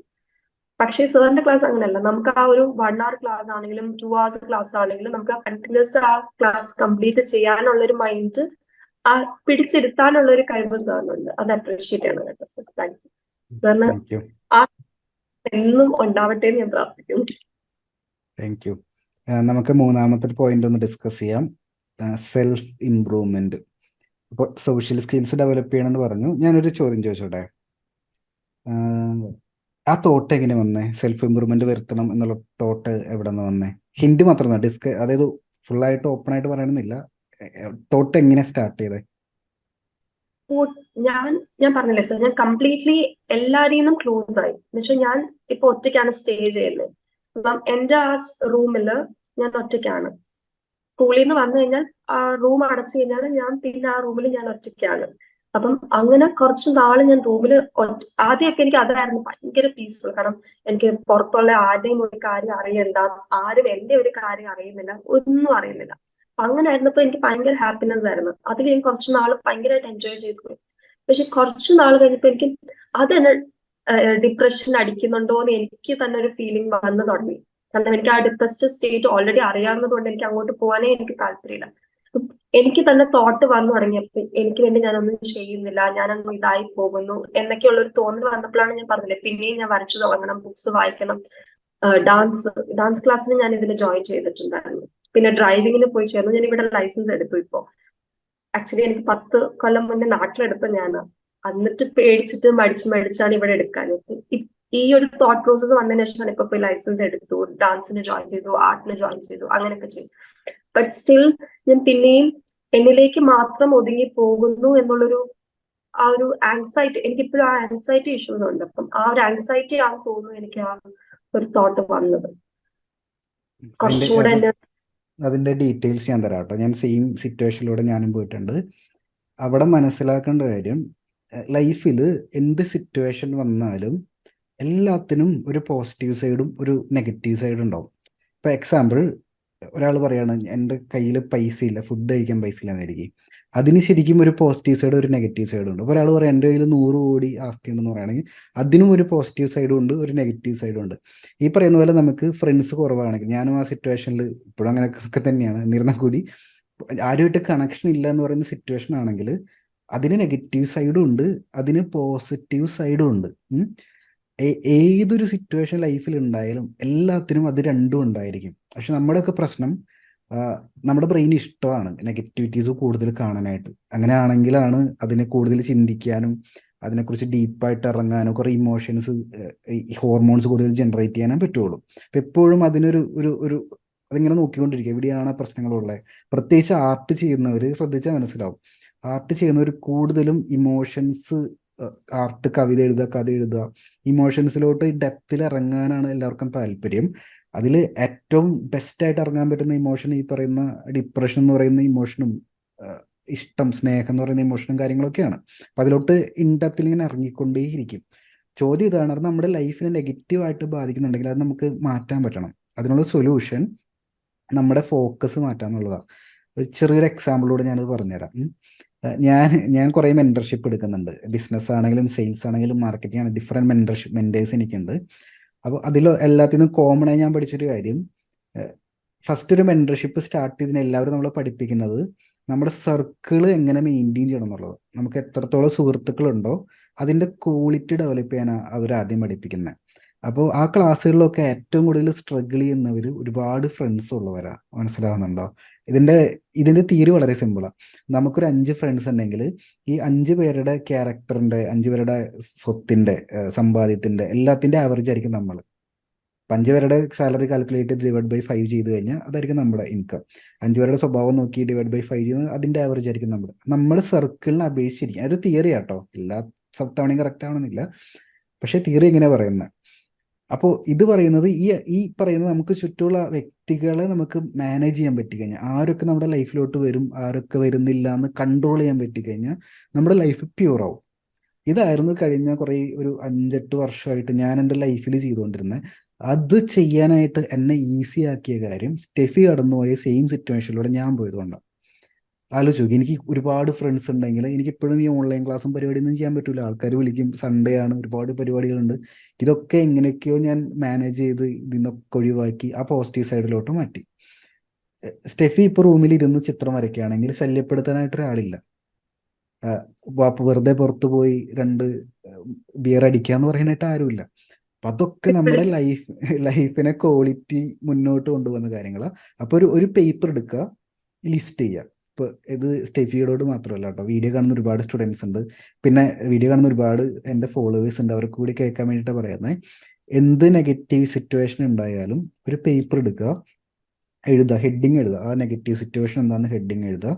അതിൻ്റെ താഴെ 1 by 1 ആയിട്ട് അതിൻ്റെ അകത്തുള്ള പോസിറ്റീവ് സിറ്റുവേഷൻസ് 1 by 1 ആയിട്ട് എഴുതുക. അങ്ങനെ എഴുതി കഴിയുമ്പോൾ നമുക്ക് മനസ്സിലാവും എത്രയോ ബെറ്ററാണ് ഈ സിറ്റുവേഷനിൽ ഞാനിരിക്കുന്നത് എന്നുള്ളത്. മനസ്സിലാവുന്നുണ്ട്? അത് ശരിക്കും അങ്ങനെ തന്നെയാണ്. കാരണം സ്റ്റീവ് ജോബ്സിന്റെ ഒരു കണക്ടിങ് ദ ഡോട്ട്സ് സ്പീച്ച് കേട്ടിട്ടുണ്ടോ? ലാംഗ്വേജ് പഠിപ്പിക്കുന്ന ആളെ കൊണ്ട് കേട്ടിട്ടുണ്ടോ കണക്ടിങ് ദ ഡോട്ട്സ്? അത് നാളെ എന്താ നടക്കാൻ പോകുന്നത് നമുക്ക് അറിയുന്നുണ്ടാവില്ല, പക്ഷെ ഇപ്പം എന്താ നടക്കുന്നത് നമുക്കറിയാം. കഴിഞ്ഞത് എന്താ നടന്നതെന്ന് നമുക്കറിയാം. ഇത് ബാക്കോട്ട് ഡോട്ട് കണക്ട് ചെയ്യുമ്പോൾ മാത്രമേ നമുക്ക് ആ സ്റ്റോറി എന്താ സംഭവിക്കണമെന്ന് അറിയാൻ പറ്റില്ല. നമുക്ക് മുൻപോട്ട് ഒരിക്കലും കണക്ട് ആക്കാൻ പറ്റില്ല. ഇപ്പം നടക്കുന്നതിന് മുൻപ് ചിലപ്പോൾ അടുത്ത ദിവസം സംഭവിക്കാനുള്ള ബെസ്റ്റ് എന്തിനു വേണ്ടിയിട്ടായിരിക്കും ഇപ്പം നമ്മൾ ഈ ഒരു സിറ്റുവേഷനിൽ കടന്നു പോകുന്നുണ്ടായിരിക്കുക. ഇപ്പോൾ സിറ്റുവേഷൻ ഇല്ലായിരുന്നെങ്കിൽ നമുക്കത് ചെയ്യാൻ പറ്റില്ല. ഇപ്പം എൻ്റെ ലൈഫിൽ കുറേ ഇൻസിഡൻസ് അങ്ങനെ നടന്നുകൊണ്ടാണ് എനിക്കിങ്ങനെ ക്ലാസ് എടുക്കാനും പറ്റും, നിങ്ങളുടെ അടുത്ത് ഇതുപോലെ സംസാരിക്കാൻ പറ്റുന്നത്, ഓപ്പണായിട്ട് ഇരിക്കാൻ പറ്റുന്നത്. അതൊന്നും ഇല്ലായിരുന്നെങ്കിൽ ഞാൻ വേറെ എന്തൊക്കെ ചെയ്ത് ആരും അറിയപ്പെടാതെ പോയേനെ. മനസ്സിലാവുന്നുണ്ടോ? ഇത് ഒബ്സർവ് ചെയ്യുക. എന്ത് നെഗറ്റീവ് സിറ്റുവേഷൻ വന്നാലും ഇമോഷണലി ചിന്തിക്കാൻ നമുക്ക് തോന്നും, അത് ബോഡി അങ്ങനെ വർക്ക് ചെയ്യുള്ളൂ. പക്ഷേ ഒന്ന് ബ്രേക്ക് എടുത്തിട്ട് ലോജിക്കലി ചിന്തിച്ച് നോക്കുക, ഇങ്ങനെയാണ്, അതിങ്ങനെ സംഭവിച്ചു, ഇപ്പം ഇങ്ങനെ വന്നു, ഇങ്ങനെ വന്നതുകൊണ്ട് എനിക്ക് എന്തൊക്കെ പോസിറ്റിവിറ്റി ഗെയിൻ ചെയ്യാൻ പറ്റും. അപ്പം ഞാനിങ്ങനെ ചിന്തിച്ചു, എനിക്ക് മനസ്സിലായ കാര്യം, ഇങ്ങനെ വന്നതുകൊണ്ട് എനിക്ക് ഇനി ആരുടെയും കല്യാണത്തിന് പോകണ്ട, ഫ്രണ്ട്സിൻ്റെ കല്യാണത്തിന് പോകേണ്ട ആവശ്യമില്ല, കസിൻസിനെ വിളിക്കേണ്ട ആവശ്യമില്ല. എൻ്റെ ഫോൺ ഇപ്പോൾ ഇങ്ങനെ എടുത്ത് വെച്ച് കഴിഞ്ഞാൽ നോക്കി മനസ്സിലാവും, ഒരു മണിക്കൂർ ഇങ്ങനെ വെച്ചാലും ഇതിൻ്റെ അകത്ത് വരുന്ന മെസ്സേജുകളും കോളുകളും, സ്റ്റുഡൻസ് എന്നെ വിളിക്കാറില്ല, അറിയാലോ, നിങ്ങൾക്ക് അറിയാലോ, എന്നെ വിളിക്കാൻ പറ്റില്ല, അതുകൊണ്ട് തന്നെ കോള് ഒന്നും വരില്ല, ഇങ്ങനെ തന്നെ ഇത് ഇങ്ങനെ ഇരിക്കും. മനസ്സിലാവുന്നുണ്ടോ? അതൊക്കെ ഒരു സൈഡിലെ നെഗറ്റീവ് ആണെങ്കിൽ നമുക്ക് ലോൺലിനെസ് എല്ലാം തോന്നുമെങ്കിലും മറ്റൊരു സൈഡിൽ ഭയങ്കര പോസിറ്റീവാണ്. മനസ്സിലാവുന്നുണ്ടോ? ഞാൻ എനിക്കൊരു ഓർമ്മ ഉള്ളൊരു കാര്യം, ഞാൻ എൻ്റെ മെൻറ്ററിൻ്റെ അടുത്തൊരു ചോദ്യം ചോദിച്ചിരുന്ന സമയത്ത്, നമ്മൾ ലൈഫിൽ ഗ്രോത്ത് ഉണ്ടാക്കുമ്പോൾ കുറേ റിലേഷൻഷിപ്പ് നമുക്ക് നഷ്ടപ്പെടും. റിയൽ ആണത്. ഗ്രോത്ത് ഉണ്ടാക്കുന്ന സമയത്ത് ഒരു സിമ്പിൾ എക്സാമ്പിൾ പറയുകയാണെങ്കിൽ, പൈസ ഉണ്ടാക്കുമ്പോൾ ഇപ്പോൾ സ്റ്റെഫി ഇപ്പോൾ മാസം 1,00,000 രൂപ സമ്പാദിക്കുന്ന ആളെന്നായിരിക്കും. അത് പെട്ടെന്ന് അടുത്ത മാസം മുതൽ 10 ലക്ഷം ആവുന്ന സമയത്ത് ചിലപ്പോൾ ബ്രേക്ക് വരും, പല ബന്ധങ്ങളും ബ്രേക്ക്, അല്ലെങ്കിൽ ചിലപ്പോൾ സ്റ്റെഫിയുടെ ഗോള്, ലൈഫിനെ കുറിച്ചുള്ള കാഴ്ചപ്പാടേ മാറും. അപ്പോൾ ആ 10 ലക്ഷം നമുക്ക് കിട്ടുന്ന സമയത്ത് പിന്നെ നമ്മൾ പൈസയുടെ പിന്നാലെ പോവില്ലല്ലോ, നമുക്ക് ലക്ഷ്യങ്ങൾ മാറും. പൈസനേക്കാളും വലുത് എന്തോ ലക്ഷ്യം നമുക്ക് കിട്ടും, നമുക്ക് അത് മാറും. ഈ പറയുന്ന റിലേഷൻഷിപ്പ് ബ്രേക്ക് ആവും. അത് ബ്രേക്ക് ആവുന്ന സമയത്ത് അത് ബ്രേക്ക് ആവാതിരിക്കാനായിട്ട് ചുറ്റുമുള്ളവർ നമ്മളെ വലിക്കും. എങ്ങോട്ട് വലിക്കും? തൊട്ട് താഴത്തെ ലെവലിലോട്ട് വലിക്കും. കാരണം നമ്മൾ ഏത് ലെവലിൽ ആരുടെ ഒപ്പമാണ് നിൽക്കുന്നത്, ഇവർക്ക് ബെനിഫിറ്റ് നമ്മളെ ലെവലിൽ നിൽക്കുന്നതാണ്. മനസ്സിലാവുന്നുണ്ടോ? നമ്മൾ എപ്പോൾ അടുത്ത ലെവലിലോട്ട് പോകുന്നു അപ്പോൾ ഇവർ നമ്മൾ ഇങ്ങോട്ട്. ഇത് ഒരുപാട് പേർക്ക്, പ്രത്യേകിച്ച് ഈ എൻ്റെ പ്രായത്തിലുള്ള ആൺകുട്ടികൾക്ക്, എൻ്റെ പ്രായമല്ല, ടീനേജിലുള്ള ആൺകുട്ടികൾക്ക് അത് ഇഷ്യൂ ഉണ്ടാവും. ഇപ്പോൾ ഒരു 10, 23, 25 വയസ്സാകുമ്പോൾ ആൺകുട്ടികൾക്ക് ലൈഫിൽ നേടണം എന്നൊക്കെ ഒരു ചിന്ത വന്നിട്ട് അവർ ഫ്രണ്ട്സിനൊക്കെ പതിയൊന്ന് മാറി നിൽക്കാനായിട്ട് ശ്രമിക്കും. ജോലി നോക്കാൻ, നല്ല രീതിയിൽ ജോലി ചെയ്യാൻ, പഠിക്കാനൊക്കെ ശ്രമിക്കുന്ന സമയത്ത് ഈ ഫ്രണ്ട്സ് ഇവരെ തിരിച്ചു വിളിക്കും, വാടാ സിനിമയ്ക്ക് പോകാം, വാടാ മദ്യപിക്കാൻ പോകാം, വാടാ ഫുഡ് കഴിക്കാൻ പോകുന്നു. ഇതൊന്നും മോശം എന്നല്ല പറയുന്നത്, പക്ഷെ ഫുൾ ടൈം ഇതായി കഴിഞ്ഞാൽ ഇവന് അവൻ്റെ ലക്ഷ്യങ്ങൾ കണ്ടെത്താൻ പറ്റില്ല. അപ്പം ഇവനൊരു സാക്രിഫൈസ് അവിടെ എടുക്കേണ്ടി വരും, ഇവനൊരു ഡിസിഷൻ എടുക്കേണ്ടി വരും. ഈ ബ്രേക്ക് എടുത്താൽ മാത്രമേ ഇവന് നെക്സ്റ്റ് ലെവലിലോട്ടും. ഇതെല്ലാ ലെവലിലും ഉണ്ട്. അവന് ജോലി കിട്ടുമ്പോൾ, അവന് പ്രമോഷൻ കിട്ടുമ്പോൾ, അല്ലെങ്കിൽ അവനൊരു വീട് വെക്കുമ്പോൾ, അവൻ വീണ്ടും സമ്പാദ്യം ഉണ്ടാകും, അവനൊരു കമ്പനി സ്റ്റാർട്ട് ചെയ്യുമ്പോൾ, അവൻ നെക്സ്റ്റ് ലെവലിലോട്ട് പോകുന്ന സമയത്ത് ഈ ബ്രേക്കിംഗ് എല്ലാ തവണയും വരും. അപ്പം ഇതൊരു എന്താ പറയുക, ലോൺലി പ്രോസസ്സാണ്. ലക്ഷ്യങ്ങൾക്ക് പിന്നാലെ പോകുക എന്ന് പറയുന്നത് ഒരു ലോൺലി പ്രോസസ്സാണ്. അതങ്ങനെ തന്നെ കണ്ടാൽ മതി. പക്ഷെ അങ്ങനെ പോകുമ്പോൾ കുറേ പോസിറ്റീവ് സൈഡ്സ് ഉണ്ട്. പല സ്റ്റെഫിക്ക് കുറേ സ്റ്റുഡൻസ് ഉണ്ട്. ഇതൊക്കെ ഉള്ളത് കൊണ്ട് സ്റ്റെഫി പഠിപ്പിക്കുമ്പോൾ അതിനൊരു സ്പെഷ്യാലിറ്റി ഉണ്ടല്ലോ. ഇപ്പം ഇങ്ങനെ ഒരു സ്റ്റുഡൻറ്റ് സ്റ്റെഫിയുടെ മുമ്പിൽ വന്നിരിക്കുമ്പോൾ സ്റ്റെഫിക്ക് പറഞ്ഞു കൊടുക്കാം, എൻ്റെ ലൈഫിൽ ഇങ്ങനെ ഉണ്ടായിരുന്നു, ഞാനത് ഫേസ് ചെയ്തു, ഞാൻ ഓവർകം ചെയ്തു, ഞാനെടുത്ത സ്റ്റെപ്സ് ഇതൊക്കെയാണ്. അപ്പോൾ ഒരു പേജ് എടുത്തിട്ടൊന്ന് എഴുതിക്കോളൂ. എനിക്ക് ഉറപ്പാണ് ഒരു 3 പേജെങ്കിലും എഴുതാനുള്ള പോസിറ്റീവ് സൈൻ്റെ അതൊന്നും ഉറപ്പായിട്ടും കിട്ടും. കാരണം എനിക്ക് ഡോക്ടർ ആന്റി ഡിപ്രസന്റ് ടാബ്ലറ്റ്സ് വരെ സജസ്റ്റ് ചെയ്തതാണ്. ആ ഒരു സ്റ്റേജിൽ നിന്ന് അത് എടുക്കാതെ ഇത്ര എത്തുന്നുണ്ടെങ്കിൽ അതിന് മൊത്തം പോസിറ്റീവ് ആയിരിക്കും. പിന്നെ ഞാൻ സോഷ്യൽ സ്കിൽസ് ഡെവലപ്പ് ചെയ്യണമെന്ന് പറഞ്ഞത് ഞാൻ പറഞ്ഞു. ഇപ്പം എനിക്ക് ആൾക്കാരുടെ ആക്ച്വലി സംസാരിക്കാൻ പേടിയാണ്. ഞാൻ മിക്കവാറും ഫ്രണ്ട്ഷിപ്പ് കീപ്പ് ചെയ്യാതിരിക്കാനായിട്ട്, ഓക്കെ, എൻ്റെ അടുത്ത് ആരെങ്കിലും ഫ്രണ്ട്ഷിപ്പ് വന്നാലും ഹായ് ഹലോ അത്രയൊക്കെ പറഞ്ഞാൽ എനിക്ക് പിന്നെ അവരുടെ അടുത്ത് സംസാരിക്കാനില്ല. കാരണം എനിക്ക് അവരുടെ പേഴ്സണൽ കാര്യങ്ങളൊന്നും എനിക്ക് അറിയാൻ താല്പര്യമില്ല. അവര് എന്റെ കാര്യങ്ങൾ അറിയാനായിട്ട് എന്തെങ്കിലുമൊക്കെ ചോദിച്ചാൽ ഞാൻ അവർക്ക് തിരിച്ച് ഓക്കെ ഇതിങ്ങനാണെന്ന് റിപ്ലൈ കൊടുക്കുന്നതല്ലാതെ ഞാൻ പേഴ്സണലി അവരെന്താ ചെയ്യുന്നത്, അവർ നാളെ എന്താ ചെയ്യാൻ പോകുന്നത്, അല്ലെങ്കിൽ അവരിപ്പോ എന്ത് ചെയ്യുന്നു ഒന്നും ചോദിക്കാറില്ല. അതാണ് ഞാൻ പറഞ്ഞത്. ഇപ്പം അങ്ങനെ ആയതുകൊണ്ട് എനിക്കിപ്പം ഈ കമ്മീഷന്റെ കാര്യം ഞാൻ പറഞ്ഞത്, ഇപ്പൊ അവര് ചോദിക്കുമ്പോൾ എനിക്ക് തിരിച്ച് അവരോട് ഡീറ്റെയിൽസ് എന്ത് ചോദിക്കണം, എങ്ങനെ പറയണം, അങ്ങനെ ആ ഒരു സ്കിൽസ് ലാക്ക് ചെയ്യുന്നതായിട്ട് എനിക്ക് തോന്നുന്നു. അപ്പം അതൊന്ന് ജസ്റ്റ് ഇമ്പ്രൂവ്. വീണ്ടും ആ പഴയ ഫ്രണ്ട്ഷിപ്പ് ഇതെല്ലാം കൊണ്ടുവരണം എനിക്ക് ഹാൻഡിൽ ചെയ്യാൻ പറ്റത്തില്ല. അതിന്റെ ഡീറ്റെയിൽ ഞാൻ തരാം കേട്ടോ. അതെന്താ ചെയ്യേണ്ടതെന്ന് വെച്ച് കഴിഞ്ഞാലേ, അവിടെ ഒരു പ്രശ്നമല്ല, അവിടെ നമുക്കൊരു മിസ്സിങ് ആയിട്ടുള്ളത് നമ്മുടെ ലൈഫ് ഗോളാണ്, അല്ലെങ്കിൽ ഡ്രീം എന്നൊക്കെ പറയും. ഇപ്പം ഞാൻ ചെയ്യുന്ന പോലെ എനിക്ക് ഒരു സ്റ്റാർട്ടിങ് സ്റ്റേജ് മുതൽ ഒരു ഡ്രീം ഉള്ള കാരണം എനിക്കതെല്ലാം ക്ലാരിറ്റി വരുത്താൻ പറ്റും. എനിക്കിത് എന്താ പറയുക, വാലിഡേറ്റ് ചെയ്യാൻ പറ്റും. അതായത് ഒരാൾ ലൈഫിലോട്ട് വരുന്ന സമയത്ത് ഇവൻ എൻ്റെ ലൈഫിൽ വേണോ വേണ്ടിയോ എന്ന് എനിക്ക് വാലിഡേറ്റ് ചെയ്യുന്നത് ആ ഡ്രീം അല്ലെങ്കിൽ നമ്മുടെ ഗോൾ വെച്ചിട്ടാണ്. അപ്പോൾ ആദ്യം ചെയ്യേണ്ടത് ഒരു 1 ഇയർ ഗോൾ സെറ്റ് ചെയ്യുക, അല്ലെങ്കിൽ 5 ഇയർ ഗോൾ സെറ്റ് ചെയ്യുക, അല്ലെങ്കിൽ ഒരു ലോങ് ടൈം ഗോൾ സെറ്റ് ചെയ്യുക. അതിലോട്ട് നമ്മൾ സ്റ്റെപ്പ് ബൈ സ്റ്റെപ്പ് എടുത്തിട്ട് മുന്നോട്ട് പോവുക. അപ്പോൾ ഓരോ ആൾക്കാരും നമ്മുടെ ലൈഫിൽ വരുമ്പോൾ നമുക്ക് വാലിഡേറ്റ് ചെയ്യാൻ പറ്റും. ഒന്നില്ലെങ്കിൽ അവന് ഗുണം വേണം, അല്ലെങ്കിൽ എനിക്ക് ഗുണം വേണം. അല്ലാണ്ട് ഒരാൾ നമ്മുടെ ലൈഫിൽ വന്നിട്ട് നമുക്കൊന്നും ചെയ്യാനില്ലല്ലോ. അപ്പോൾ അങ്ങനെ വാലിഡേറ്റ് ചെയ്യുക. എന്നിട്ട് സർക്കിൾ ബിൽഡ് ചെയ്യുമ്പോൾ, കണക്ഷൻ ബിൽഡ് ചെയ്യുമ്പോൾ ആൾക്കാരുണ്ട് കേട്ടോ. ഇപ്പോൾ എനിക്കും കണക്ഷൻ ഉണ്ട്, പക്ഷേ എനിക്ക് കണക്ഷൻ എല്ലാവർക്കും അറിയാം. എന്നെ വിളിച്ചാൽ കിട്ടൂല, അല്ലെങ്കിൽ ബുക്ക് ചെയ്തിട്ട് അത് ചിലപ്പോൾ ഇത്തിരി കാണുന്നവർക്ക് ഇത്തിരി റൂഡായിട്ട് തോന്നും, പക്ഷേ അത് ഇഷ്ടപ്പെടുന്ന കുറേ പേരുണ്ട്. മനസ്സിലാവുന്നുണ്ടോ? അതായത് കറക്റ്റ് ടൈമിൽ. കാരണം അതിൻ്റെ ബെനിഫിറ്റ് എന്ന് വെച്ച് കഴിഞ്ഞാൽ, നേരത്തെ പറഞ്ഞ് ടൈം സ്ലോട്ട് ചെയ്ത് ബുക്ക് ചെയ്തിട്ട് വിളിക്കുകയാണെങ്കിൽ, ഇപ്പോൾ നമ്മളിപ്പോൾ ഈ 1 to 1 ഇരിക്കുന്ന പോലെ ഇത് പ്ലാൻഡ് ആണല്ലോ. നമ്മൾ നേരത്തെ ഇതൊക്കെ ലിങ്കൊക്കെ അയച്ച് അതുവഴി ബുക്ക് ചെയ്ത് എൻ്റെ ഫ്രീ ടൈം നോക്കിയിട്ടാണ് സ്റ്റെഫി ബുക്ക് ചെയ്തിരിക്കുന്നത്. അതുകൊണ്ട് എന്താ ബെനിഫിറ്റ്? ഈ ടൈം ഞാൻ സ്റ്റെഫിക്ക് വേണ്ടിയാണ് മാറ്റി വയ്ക്കുന്നത്. അപ്പോൾ നല്ല ക്വാളിറ്റി ഉള്ള റിലേഷൻഷിപ്പ് അവിടെ ബിൽഡ് ആവും. ഞാൻ സ്റ്റുഡൻസ് തമ്മിലാണെങ്കിലും, ഇപ്പോൾ സ്റ്റെഫിയും ഫ്രണ്ട്സും തമ്മിലാണെങ്കിലും, അല്ലെങ്കിൽ മാനേജേഴ്സ് തമ്മിലാണെങ്കിലും, അങ്ങനെ ഡീൽ ചെയ്യാൻ പറ്റുന്ന ആൾക്കാരെ നമ്മുടെ സർക്കിളിനകത്തോട്ട് കയറ്റുക. അപ്പോൾ നമുക്ക് നല്ല രീതിയിലെല്ലാം. ഒരു എക്സാമ്പിൾ കൂടി പറഞ്ഞുതരാം. നമ്മുടെ സ്റ്റുഡൻസിൻ്റെ കാര്യം എടുത്തു നോക്ക്. കുറേ 1 to 1 ഇപ്പോൾ കഴിഞ്ഞു. ഇപ്പോൾ ഏകദേശം 10-12 1 to 1 കഴിഞ്ഞു. എല്ലാവർക്കും ഇതേപോലെ തന്നെ നമ്മൾ 1 മണിക്കൂർ 1.5 മണിക്കൂർ ടൈം കൊടുക്കുന്നുണ്ട്. ഇതെല്ലാം എൻ്റെ ജീവിതത്തിലെ ഡേ ടൈമിൽ നിന്നൊക്കെ പോയിക്കൊണ്ടിരിക്കുന്നത്. പക്ഷെ അതിൻ്റെ അത്ഭുതം എന്താണെന്ന് വെച്ച് കഴിഞ്ഞാൽ, ഒരാൾ പോലും എൻ്റെ ടൈം വേസ്റ്റ് ആക്കിയിട്ടില്ല. നിങ്ങൾക്കൊരു ലിങ്ക് അയക്കാൻ, നിങ്ങൾക്ക് അത് ബുക്ക് ചെയ്യാൻ ലിങ്ക് അയച്ചു തരും. പിന്നെ ഞാൻ പറയേണ്ടി വന്നിട്ടില്ല ആ സമയത്ത് കയറി. സ്റ്റെഫിക്ക് നോട്ടിഫിക്കേഷൻ ഒന്നും വന്നിട്ടില്ലല്ലോ. ഞാൻ ഈ ടൈമിൽ ഉണ്ടാകുന്നത് സ്റ്റെഫി അസ്യൂം ചെയ്തതല്ലേ. കാരണം സാർ കഴിഞ്ഞ മീറ്റിംഗിൽ അത് എടുത്ത് പറയുകയും ചെയ്തു. എനിക്കാണെങ്കിൽ ആരും അത് പറഞ്ഞ് മെസ്സേജ് അയച്ചിട്ടില്ല, എനിക്കൊരു നോട്ടിഫിക്കേഷൻ പോലും അയക്കേണ്ടി വന്നിട്ടില്ല. അവർക്ക് ആ ലിങ്ക് കിട്ടി, അവർ ജോയിൻ ചെയ്തു എന്നുള്ളത്. പക്ഷെ ഞാൻ സാറിന്റെ ഇത് ബുക്ക് ചെയ്ത് കഴിഞ്ഞ് എനിക്ക് മെയിൽ ആക്ച്വലി വന്നില്ല. ഞാൻ ഇങ്ങനെ ടെൻഷൻ അടിച്ചു. അപ്പൊ സാറിന് മെയിൽ വന്നിട്ടില്ല, സാറിന്റെ അടുത്ത് ഇനിയിപ്പോ ചോദിക്കുന്നത് എങ്ങനെയാ. എന്നിട്ട് ഞാൻ പിന്നെയും ഒക്കെ മെയിൽ ചെക്ക് ചെയ്യാം. പിന്നെ ഞാൻ ജങ്ക് മെയിൽസിൽ കയറി ചെക്ക് ചെയ്തപ്പോ അതിനകത്ത് വന്ന് കിടക്കും. പിന്നെ അതിൽ നിന്ന് അങ്ങനെയാണ് അത് കണ്ടുപിടിച്ചത്. അപ്പൊ സാർ അങ്ങനെ പറഞ്ഞു. അപ്പൊ എന്തായാലും മെയിൽ വന്നു കാണും. പക്ഷെ മെയിൽ സെർച്ച് ചെയ്തിട്ട് കിട്ടിയില്ല. പിന്നെ ആ ജങ്ക് മെയിൽസിൽ സെർച്ച് ചെയ്തപ്പോഴാണ് അത് കിട്ടിയത്. അങ്ങനെ അപ്പോൾ നമ്മുടെ ക്വാളിറ്റി നമ്മൾ ഡിഫൈൻ ചെയ്യുന്ന സമയത്ത് നമ്മുടെ ചുറ്റുമുള്ളവരുടെ ക്വാളിറ്റി ഇമ്പ്രൂവ് ആവും. മനസ്സിലാവുന്നുണ്ടോ? അപ്പം അത് നല്ലതാണ്. അതായത് പക്ഷെ എല്ലാവരും ക്വാളിറ്റി ഉള്ളവരാവണം എന്ന് നിർബന്ധം പിടിക്കരുത്. അങ്ങനെയുള്ളവരാണെങ്കിൽ പതുക്കെ അങ്ങ് ഒഴിവാക്കി വിടും. അത് അവർക്ക് തന്നെ മനസ്സിലാവും. അത് നമ്മൾ ഭയങ്കര പ്യൂറായിട്ട് നിൽക്കുന്ന സമയത്തുണ്ടല്ലോ, നമ്മൾ ഭയങ്കര പ്യൂറാണ്, നമ്മൾ ഇങ്ങനെയാണെന്ന് നമ്മൾ അനൗൺസ് ചെയ്തു. അപ്പോൾ ആവശ്യമില്ലാത്തവരൊക്കെ ഇങ്ങനെ പോകും. ചിലപ്പോൾ 2 ദിവസം നമ്മുടെ അടുത്ത് കോൺടാക്ട് ചെയ്ത് പിന്നെ നമ്മൾ കോൺടാക്ട് ഇല്ലാതെ അങ്ങനെ. അതിൻ്റെ ഒരു മാജിക്കാണ്. ഇപ്പം എനിക്ക് ആ ചിലപ്പോൾ ഒരു നെഗറ്റീവ് ആയിട്ടുള്ള സ്റ്റുഡൻസ് ഉണ്ടെങ്കിലും ഞാൻ അറിയുന്നില്ല. അവർ വീക്കിലി മീറ്റിൽ കയറുന്നില്ലായിരിക്കും, അവർ പ്രാക്ടീസ് ചെയ്യുന്നില്ലായിരിക്കും. അത് തന്നെ എന്നെ ബാധിക്കുന്ന കാര്യമേ അല്ല. മനസ്സിലാകുന്നുണ്ടോ?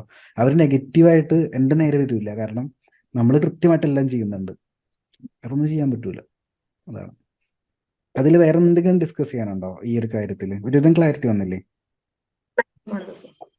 അപ്പോൾ ആ ഒരു ഗോള് ഒന്ന് കണക്ട് ചെയ്യാനായിട്ട് നോക്കിക്കോളൂ. ഇപ്പോൾ വർക്ക് ചെയ്യാണ്, എനിക്ക് മനസ്സിലാവുന്നുണ്ട്. പക്ഷെ എന്നാലും അടുത്തൊരു 10 വർഷം ഒക്കെ കഴിയുമ്പോൾ എന്തായിരിക്കും, നമ്മൾ എവിടെയായിരിക്കും ഇരിക്കുന്നുണ്ടായിരിക്കുക. അങ്ങനെ വിഷ്വലൈസ് ചെയ്യാൻ പറ്റുന്നുണ്ടെങ്കിൽ നോട്ട് ചെയ്ത് വെക്കുക. ഇത് മാറും കേട്ടോ. നമ്മൾ അച്ചീവ് ചെയ്ത് വരുമ്പോൾ ചിലപ്പോൾ വേറെ കിട്ടുന്ന സമയത്ത് ഇത് മാറ്റം വരും. ടെക്നോളജി മാറുന്നുണ്ട്. ഇപ്പം ശരിക്കും പറഞ്ഞാൽ 2 വർഷത്തിലപ്പുറം ഒന്നും പ്ലാൻ ചെയ്തെന്ന് പറയുന്നത്. കാരണം ടെക്നോളജി ഡ്രാസ്റ്റിക്കലി മാറുക. പക്ഷെ എപ്പോഴും ഒരു വിഷ്വലൈസേഷൻ ഉണ്ടായിരിക്കണം. നമ്മൾ എന്താ ചെയ്യാൻ പോകുന്ന ലൈഫിൽ. അതിൻ്റെ ഒരു ക്ലാരിറ്റി എന്താണെന്ന് വെച്ച് കഴിഞ്ഞാൽ ഇത്രയേ ഉള്ളൂ. അതിൻ്റെ വർക്കൗട്ട് ഇങ്ങനെ ചെയ്യുന്നുണ്ട്. ഞാൻ കഴിഞ്ഞ ഒരു സ്റ്റേജ് പരിപാടി ഉണ്ടായപ്പോൾ ഞാനത് പറഞ്ഞത് അതെങ്ങനെയാണ് പറയുന്നത്. നമ്മൾ എത്ര വർഷം ജീവിക്കും എന്നൊന്ന് വിഷ്വലൈസ് ചെയ്യുക. ചിലർ 60 വർഷമായിരിക്കും, 90 വർഷം, 100 വർഷം, 150 വർഷം. നമുക്ക് ഇഷ്ടമുള്ള പോലെ വിഷ്വലൈസ് ചെയ്യാം. എന്നിട്ട് ചെയ്യേണ്ട കാര്യം, നിങ്ങൾക്ക് 2 ഓപ്ഷൻ ഉണ്ട്. ബെഡിൽ ഒന്നും കൈ പോലെ നക്കാൻ പറ്റാതെ ബെഡിൽ വെറുതെ കിടന്ന് മരിക്കാം, അല്ലെങ്കിൽ എന്തെങ്കിലും ജോലി ചെയ്തുകൊണ്ട് മരിക്കാം. ആലോചിച്ച് 2 ഓപ്ഷൻ ഇല്ല നമുക്കുള്ളൂ. ഇതിൽ ഏത് വേണമെന്ന് ചോദിച്ചു കഴിഞ്ഞാൽ നമ്മൾ എന്ത് പറയും? രണ്ടാമത്തെ ഞാനാണ് ഓപ്ഷൻ. അത് ആരാണെങ്കിലും രണ്ടാമത്തെ ഓപ്ഷൻ പറയുള്ളൂ. ഒരാൾക്കും ഇതുപോലെ ഒന്നാമത്തെ ഓപ്ഷൻ എടുക്കാൻ താല്പര്യമില്ല. പക്ഷെ അവിടുത്തെ റിയാലിറ്റി എന്താണെന്ന് വെച്ച് കഴിഞ്ഞാൽ, രണ്ടാമത്തെ ഓപ്ഷൻ ആണെന്ന് നമുക്കറിയാം, പക്ഷെ എന്ത് ജോലി ചെയ്യുമെന്ന് നമുക്കറിയില്ല. മനസ്സിലാവുന്നുണ്ടോ? അവിടെയാണ് ക്ലാരിറ്റി വരുത്തേണ്ടത്. അത് ചെറുപ്പം മുതലേ നമ്മുടെയൊക്കെ പ്രായത്തിൽ ക്ലാരിറ്റി വരുത്തുകയാണെങ്കിൽ ഭയങ്കര ബെറ്ററാണ്, ഭയങ്കര ബെനിഫിറ്റ് ആയിട്ട് നമ്മളവിടെ എത്തും ഉറപ്പായിട്ടും. അപ്പോൾ നമ്മുടെ ഓൺലൈൻ ക്ലാസ്സിലാണെങ്കിൽ അറിയാമല്ലോ, കുറേ റിട്ടയർ ആയിട്ടുള്ളവർ അവരൊക്കെ വരുന്നത് ആക്ച്വലി അവരുടെ ആ ഒരു മൈൻഡ് ഇതാണ് ഈ പറയുന്ന കാര്യമാണ്, എക്സാക്ട്ലി ഇത് തന്നെയാണ്. അവർ ആ പ്രായത്തിൽ ആണ് തിരിച്ചറിഞ്ഞത്, പക്ഷെ നമുക്കൊക്കെ നേരത്തെ തിരിച്ചറിയാൻ പറ്റുന്നുണ്ടെങ്കിൽ ബെറ്റർ. അപ്പോൾ അതങ്ങനെ വിഷ്വലൈസ് ചെയ്ത് നോക്ക്. നമ്മളൊരു ജോലി ചെയ്യാൻ പോകും മരണം വരെ, അതെന്തായിരിക്കും? നമ്മൾ ഹാപ്പി ആക്കുന്ന ഒരു ജോലിയായിരിക്കും. ചിലപ്പോൾ അതിൽ നിന്ന് വരുമാനമൊന്നും കിട്ടിയില്ലെങ്കിൽ നമ്മൾ ഹാപ്പി ആണെങ്കിൽ നമ്മൾ ചെയ്യും എന്ന് വിചാരിച്ചിട്ട്. ഇക്കിഗായി ബുക്ക് വായിച്ചിട്ടുണ്ടോ? ഇല്ല, ഞാൻ ആ ബുക്ക് കഴിഞ്ഞ തവണ ബുക്ക് ഫെയറിൽ കണ്ടപ്പോൾ എനിക്കത് വാങ്ങിക്കണം പക്ഷെ എനിക്ക് പാരന്റ്സ് മീറ്റിംഗ് കണ്ടായിരുന്നാണ്, അന്ന് എനിക്ക് മേടിക്കാൻ പറ്റില്ല. എനിക്ക് അത് മേടിച്ചിട്ട് വായിക്കണം. അതൊന്ന് വായിച്ചു നോക്കിക്കോ. യെസ്, ഇപ്പം ഇതെല്ലാം ഞാനിവിടെ നോട്ട് ചെയ്ത് വെക്കുന്നുണ്ട് കേട്ടോ. അപ്പോൾ ഇനി അടുത്ത നമുക്ക് ഇതേപോലെ റിവാർഡ് വരുന്ന സമയത്ത് ഞാൻ ഫോളോ അപ്പ് ചെയ്യും. ഞാൻ ചോദിക്കും എന്താ ഇതിൻ്റെ ഒക്കെ ഇമ്പ്രൂവ്മെൻ്റ് ഉണ്ടോ എന്നുള്ള കാര്യങ്ങളൊക്കെ ഞാൻ ചോദിക്കും. വേറെ എന്തെങ്കിലും ഡിസ്കസ് ചെയ്യാനുണ്ടോ? ഇല്ല സർ, ഞാൻ ഒരുവിധം എല്ലാം പറഞ്ഞതാണ്. വേറെ എന്താ, ഇപ്പൊ നമ്മുടെ വീഡിയോ ഒക്കെ കണ്ട് ചാനലൊക്കെ കണ്ട് കുറേ പേര് ഇപ്പോൾ എൻ്റെ ഓൺലൈൻ ക്ലാസ്സിൽ ജോയിൻ ചെയ്യണമെന്ന് ആഗ്രഹിക്കുന്ന കുറേ പേരുണ്ട്. അവരുടെ അടുത്ത് എന്താ പറയാനുള്ളത് നമ്മുടെ ക്ലാസ്സിനെ കുറിച്ച്? എനിക്ക് ഓപ്പൺ ആയിട്ടൊരു ചോദ്യം ചോദിക്കാനുണ്ട്. നമ്മുടെ പരസ്യം കാണുമ്പോൾ കാണുന്നവർക്ക് എന്താ ഫീൽ ഉണ്ടെന്ന് എനിക്ക് കൃത്യമായിട്ട് അറിയാം. ഭയങ്കര പ്രതീക്ഷിച്ചിട്ടായിരിക്കും ക്ലാസ്സിൽ അഡ്മിഷൻ എടുക്കുന്നുണ്ടാവുക. എൻ്റെ ഓപ്പൺ ആയിട്ടുള്ള ചോദ്യം ഇതാണ്: അഡ്മിഷൻ എടുത്തു കഴിഞ്ഞിട്ട് എന്താണ് ഫീൽ? പ്രതീക്ഷിക്കുന്ന കാര്യം കിട്ടുന്നുണ്ടോ? ഓക്കെ, കുറെ പേര്, ഞാൻ പറയാം സർ, കുറെ പേര് ഇപ്പം ഓൺലൈൻ ക്ലാസ് എന്ന് പറയുമ്പം അവർ 1-to-1 ഇപ്പം നമ്മൾ മീറ്റ് ചെയ്യുന്ന കണക്ക് 1-to-1 ക്ലാസ് ആയിരിക്കും എന്ന് പറഞ്ഞിട്ട് ജോയിൻ ചെയ്യുന്ന കുറച്ച് പേരുണ്ട്. ഇപ്പം സാറിന്റെ ലിങ്കിൽ കയറി, നമ്മൾ ആ വാട്സാപ്പ് ലിങ്കിൽ കയറി ക്ലിക്ക് ചെയ്യുമ്പോൾ സാർ അതിൽ ക്ലിയർ ആയിട്ട് മെസ്സേജസ് നമുക്ക് അയച്ചു തരുന്നുണ്ട്. അതിൽ ഓരോ വീഡിയോസിലും സാർ ക്ലിയർ ആയിട്ട് എന്താണ് സാർ ഉദ്ദേശിക്കുന്നത്, സാറിന്റെ ഗോൾ ഇതാണ്, സാർ ഇതൊക്കെയാണ് നമുക്ക് കൺവേ ചെയ്യാൻ ഉദ്ദേശിക്കുന്നത്, ക്ലാസ്സിലൂടെ ഇതൊക്കെയാണ്, നിങ്ങൾ ഇത് ചെയ്തിട്ട് വേണം അത് ചെയ്യാൻ എന്നുള്ള എല്ലാം ക്ലിയർ ആയിട്ടുള്ള ഐഡിയാസ് സാർ കൊടുക്കുന്നുണ്ട്. അത്രയും ക്ലിയർ ആയിട്ട് നമുക്ക് ക്ലാസ്സിൽ ഡീറ്റെയിൽസ് തന്നിട്ടാണ് സാർ ക്ലാസ് എടുക്കുന്നത്. അതൊന്ന്. രണ്ടാമത്, നമ്മൾ ക്ലാസ്സിൽ വന്നു കഴിഞ്ഞ് നമുക്ക് ബേസിക്സ് നമുക്ക് പഠിക്കാനാണെങ്കിൽ ഇപ്പം ഓൺലൈൻ ക്ലാസ് ഞാൻ പറഞ്ഞു, ഇപ്പം സാർ ഇത് കണക്ക് മീറ്റ് ചെയ്യുന്നതല്ല. അപ്പം അങ്ങനെ വരുന്നവരാണെങ്കിൽ അങ്ങനെ മനസ്സിൽ വെച്ചിട്ട് വരാതിരിക്കുക, ഒന്ന്. രണ്ടാമത്, ക്ലാസ് പറഞ്ഞ record class actually life time access ഉള്ള റെക്കോർഡ് ക്ലാസ് നമുക്ക് ഭയങ്കര യൂസ്ഫുൾ ആണ്. ഇപ്പം നമുക്ക് ഒരു ചാപ്റ്റർ നമ്മൾ എവിടെയെങ്കിലും വിട്ടുപോകും, നമുക്കത് പിന്നെയും റിപ്പീറ്റ് ചെയ്ത് കേൾക്കണം, അല്ലെങ്കിൽ നമുക്ക് ആ ടോപ്പിക്ക് മനസ്സിലായിട്ടില്ല. നമ്മൾ റെഗുലർ ക്ലാസ്സിലാണെങ്കിൽ നമ്മൾ ഒരു തവണ കേട്ട് നമ്മൾ ആ ടോപ്പിക്ക് വിട്ടുപോയി, അല്ലെങ്കിൽ നമ്മൾ ആബ്സെന്റ് മൈൻഡഡ് ആണെങ്കിൽ നമുക്ക് ആ ടോപ്പിക്ക് അവിടെ പോയി, നമുക്ക് ആ ടോപ്പിക്ക് പിന്നെ ഒരു ലൈഫിൽ കിട്ടണമെന്നില്ല. പിന്നെ അല്ലെങ്കിൽ ടീച്ചേഴ്സ് റിപ്പീറ്റ് ചെയ്താലോ അല്ലെങ്കിൽ എപ്പോഴെങ്കിലും പറഞ്ഞാലോ നമ്മൾ ആ മിസ്റ്റേക്ക് വരുത്തുന്ന കണ്ടാലോ ഒക്കെ ആയിരിക്കും അവർ പറയുന്നത്. ആ ക്ലാസ് കഴിഞ്ഞിട്ടാണ് നമ്മൾ ആ മിസ്റ്റേക്ക് വരുത്തുന്നെങ്കിൽ നമ്മളെ ആ മിസ്റ്റേക്കിൽ കറക്റ്റ് ചെയ്യാൻ ആരും കാണത്തില്ല. അപ്പം നമുക്ക് ആ റെക്കോർഡിംഗ് സെഷനിൽ നമുക്ക് കിട്ടുന്ന ഒരു ബെനിഫിറ്റ് എന്ന് പറഞ്ഞാൽ, നമ്മൾ എടുക്കുന്ന ക്ലാസ് നമുക്ക് എത്രത്തോളം റിപ്പീറ്റ് ചെയ്ത് കണ്ട് നമുക്കത് ലേൺ ചെയ്യാൻ പറ്റുമോ അത്രത്തോളം നമ്മൾ റിപ്പീറ്റ് ചെയ്ത് കണ്ടത് ലേൺ ചെയ്യാനും അത് അപ്ലൈ ചെയ്യാനും നമുക്ക് പറ്റും. അതും നമുക്കിപ്പോ ഫേസ്ബുക്കിലുള്ള നമ്മളുടെ ഫ്രണ്ട്സ്, അവര് മാക്സിമം നമ്മളെ മോട്ടിവേറ്റ് ചെയ്യാനാണ് നോക്കുന്നത്. നമ്മൾ എത്ര പൊട്ട പിക്ചർ വരച്ചിട്ടാലും അവർ നമ്മളെ മോട്ടിവേറ്റ് ചെയ്യാനാണ് നോക്കുന്നത്. അതിൽ നമുക്ക് ഓക്കെ നമ്മളുടെ മിസ്റ്റേക്സ് മനസ്സിലാക്കി കറക്റ്റ് ചെയ്ത് തരുന്ന ഒരുപാട് പേരുമുണ്ട്. അങ്ങനെ നോക്കുമ്പോൾ എനിക്ക് തോന്നുന്നു ഈ ക്ലാസ്സിൽ ജോയിൻ ചെയ്തതിനു ശേഷം എനിക്ക് ഒരുപാട് ഇംപ്രൂവ്മെന്റ് വന്നിട്ടുണ്ട്.